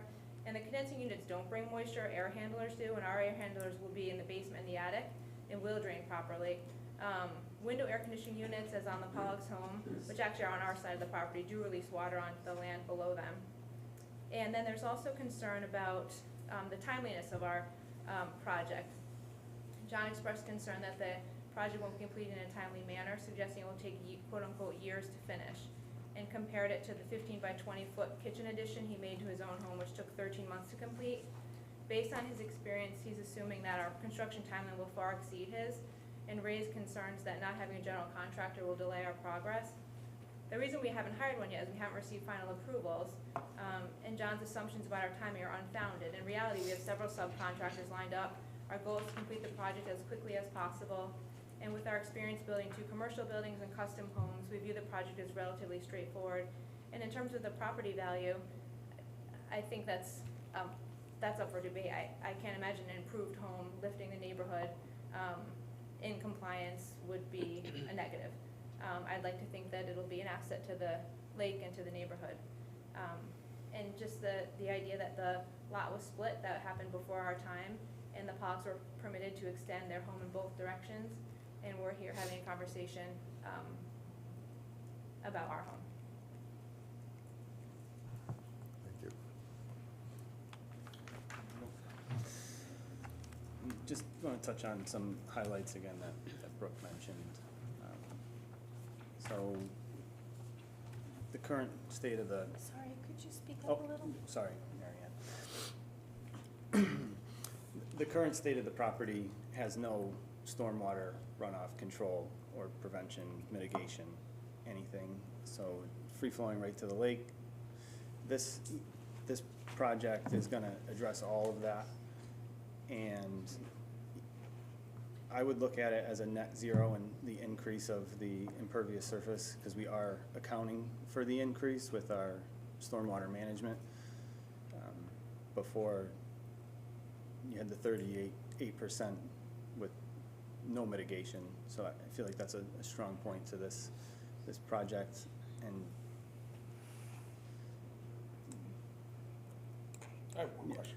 sure. You look at like the aerial view. Yep. And the north side, Pollock's home is kind of at a cant towards the south. When you do your new foundation, is the new house gonna follow that in a parallel, or is it gonna stay facing exactly like, if you look at like the aerial view, the house kind of like tilts towards the front towards the south. Right. And this house looks like it does not, if you're just looking at it from the picture wise. Would that follow their house like that, or would this building that you're proposing continue to stay on that same trajectory? The new building's gonna build off of the existing footprint. Off the existing footprint, so it's not changing It's at not all. changing. It's a new foundation, but it's still the same footprint, everything. It's, Right, so- Right, the so it won't existing be pole, that'll be parallel the- to the It won't be camp. so, so when Yeah. when the garage extends, it will. The lines could it- intersect. Yeah, the line is just gonna kinda come, it's not gonna go over the property line, obviously, but it's gonna just come closer to the property line, yeah, okay. Well, it's running the same distance on their property line. Is that what you're asking? No, what he's talking about is if you look at the aerial view, you can see that the houses are not exactly parallel. So the proposed plan is gonna follow the existing line of the home, which means that if you were to draw the lines, right, they would eventually intersect. It's gonna get closer to their, Yeah, which they won't. Yeah, So that's what yeah. Yeah, so becomes a little bit over a foot closer to the property line at the furthest. So it goes from 9.9 to 8.7, so. Yeah. So it's not 87 the entire way. So that's the It's, closest. yeah, it's 8.7 at the very end because Yeah. it goes in like that, so Yeah. it's more just at the very end of Yeah. where it gets. That's the closest point of the garage to the property line. Yeah, So you could still move within that area so it's easily. basically like a foot, it comes over a foot closer, at that very end, the very it tapers in a foot, so it's not, right. yeah, okay. When you look at the picture of the house, it comes out where the peak is on the existing house. That's where Yeah. the garage comes out. That kind of helps figure out where it is relative to space. Yeah, okay. Thank you. Is that, are we all set here on your comments? Okay. We're all set. Public comments is over.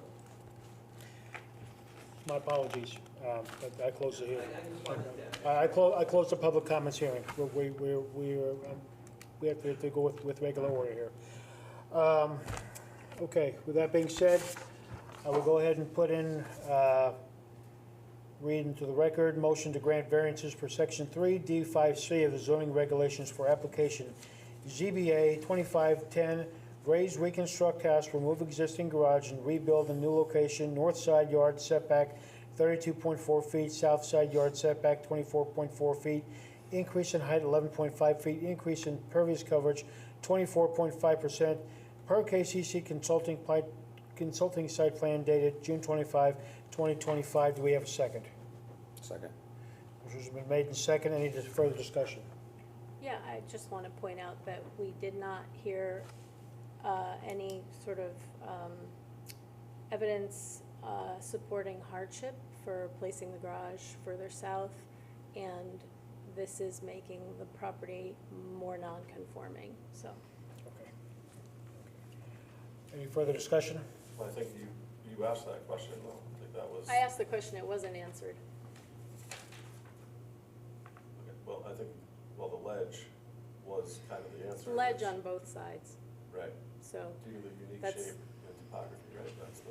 yeah, but they're gonna be in the same situation on the north and the south But side. that's every project. That's Right. Every single project. Right, That's why we're exactly, here. so all I'm Alright. saying is, there's no hardship presented for putting the garage further south. The other thing that I'd like to just touch on, and I know that we're not gonna see eye to eye on it, but that Lake Drive property, we just did the exact same thing. Apples to oranges. It's really not. It's a- apples to oranges. If we're looking at the one property, The Senate's house is much further away from that property line. I've walked both properties. understood, but the property itself, right, we're doing the same exact thing. We're, Apples to oranges, that's why the ZBA exists, because So these. perhaps you two should agree to disagree. Yeah, We can like, move on. Yeah. exactly. It exists because every single project does not meet the zoning regulations. Exactly, All right. and they're That's all why it unique. exists. We are So- going around and around again. That's the Yeah. hardship. They're all unique. I'm calling the vote. All in favor of this application, raise your hand, please. All opposed? Okay, vote of 3-2, unfortunately, due to the rules of the vote here. Yeah, this is not approved at this time. Thank you. Thank you so much, Warren. I really appreciate it.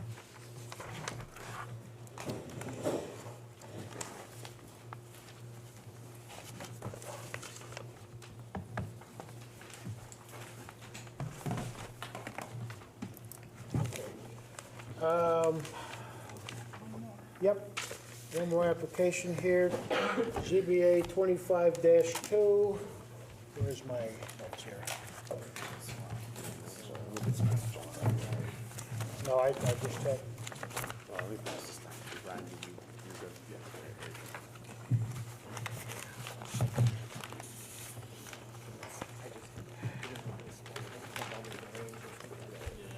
I should have put this. ZBA 25-2, special exception for 602 East Wakefield Boulevard.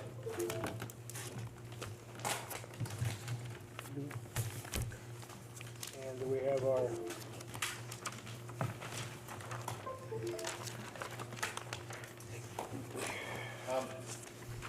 Good evening. For the record, my name is Robert Colabella. I'm a senior project manager with Haley Ward and a licensed professional engineer in the state of Connecticut. I'm here today representing the applicants, Matthew and Monica Maloney, for their special exception permit. Fortunately, we don't have to prove a hardship for this one, but I will give you the site improvements that we made here and try to get you enlightened a little bit. So this is the site plan.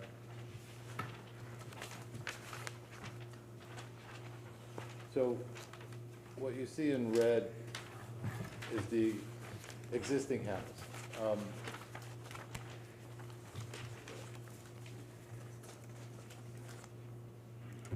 So the existing rear yard was 19.4 feet, and the existing front yard was over 60 feet. So what the Maloney's are trying to do is they want to keep, obviously they want to keep that deck beyond the 20-foot line, which is this blue line here. So they are conforming in that direction. The existing house was 19.4 feet to this corner right here, and the proposed corner is, what is that number? I'm sorry. Got wrong glasses on again, maybe? So it's over 20, it's 29.2 feet, I believe it is, to the existing house, for the new setback. This side yard is conforming. The front yard, even though, so what he wanted to do is he wanted to expand the house. He's gonna remove this wooden deck and expand the house in the direction of the side yard where he meets. So here's the minimum side yard, it's way over here. But he has no work going there. Front yard, so in order to make it more conforming and make the deck beyond the 20-foot line, we push the house forward as far as we can and still remain conforming. So the only line that we held, and the reason why we have a special exception is this line. So we've kept this line in the same exact spot as it was. We just took the whole house, moved it forward a little bit so they could fit the deck in beyond the 20-foot line and expanded to this side, but on this side they're way beyond the minimum setback. Their proposed side yard is now 54.8 feet. So it's better shown in our table. So it's just a lot easier for me to read the table. All right. So obviously the lot size and lot width is not going to change. The minimum front yard is 50 feet. The house was over 60 feet. Now it's going to be 50.2 feet. The garage isn't moving. The garage is existing. It's staying there. It's at the edge of the roadway. They're not doing any work to the garage. Side yards. The house on the north side was 69.2 feet. Now it's 54.8. The house, which is a decrease. Well, anyway, it's conforming. The side yard on the south side for the house went from 20.3 feet to actually 21.3 feet, moved over slightly. And the minimum side yard on the north side, which is the garage, is just gonna stay the Oops. The building height is gonna be 27.6 feet. Once again, we meet the building height of 30 foot for the HLD. The impervious coverage will go, we weren't able to decrease it that much, but we were able to decrease it somewhat. The deck, pergola, and patio is beyond this. This project has already received inland wetlands approval. What you're looking at now is the impervious coverage plan. So I've color coded this, finally starting to get around to getting better at doing that. So asphalt and gravel parking is gonna go from 1,130 square feet to 640 square feet. The house, garage, and deck are going from 1,313 square feet to 1,754 square feet, not much of an increase. Walks and steps and concrete are pretty much ended up staying the same. So what I do show on this plan is a two sidewalk combination here, and I'll explain this here in a second. So they have, they have an elderly parent that they're gonna be bringing up here, and they wanted to know if they would be able to, if I could design a sidewalk that didn't utilize the stairs so they can get her down and into the house. So I did that, but it's only optional right now, and they may or may not do it, but I did include it in the impervious coverage counts, just in case they do put that sidewalk in. So there's, you know, no, we don't have to come back later and say, hey, you put this in and you didn't put this in. So on the site plan, it's shown as optional. This area here, down to this retaining wall, is where they used to park, where they park their boat, and the cars, and they bring the cars down the driveway. There's also a little landing area up here that they also park in, but, so when we went before for our permit determination with, Jeremy and Jeff, they informed me that that is considered impervious now because they could park on it, and they do park on it. And I have a gravel driveway, I know, it fills up with bird baths all the time, and it's not impervious. They also have a little bit of impervious up from an encroachment from the neighbor's driveway, right here, so they have no problems with the neighbor, and as a matter of fact, you have two letters in there from neighbors on both sides, and, you know, both neighbors have no problem with the project. I'm trying to go quick for you, because I know you're got a long neck here. Okay, my site plan. So the site plan needs an LID feature, so I'm gonna use this area down here. Might ask the Maloney's to pull it back a little away from the shore, but we're gonna use that area for rain garden. It's been designed for the first 1.3 feet of, 1.3 inches of rain per the new Connecticut DEP guidelines. It used to be 1 inch, but now it has to be designed for 1.3 inches, which we did here. We have a construction entrance for an erosion control measures in place. So I think, once again, we're trying to make things more conforming. And the reason that he's doing a raise and reconstruct, I can show you real quick here why.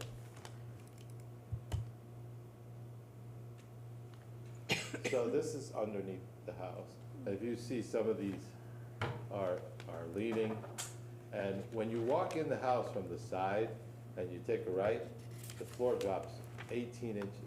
It has a big dip in it. One of the columns that you see here, which is probably on the next slide. Glasses, this one. See that one back there?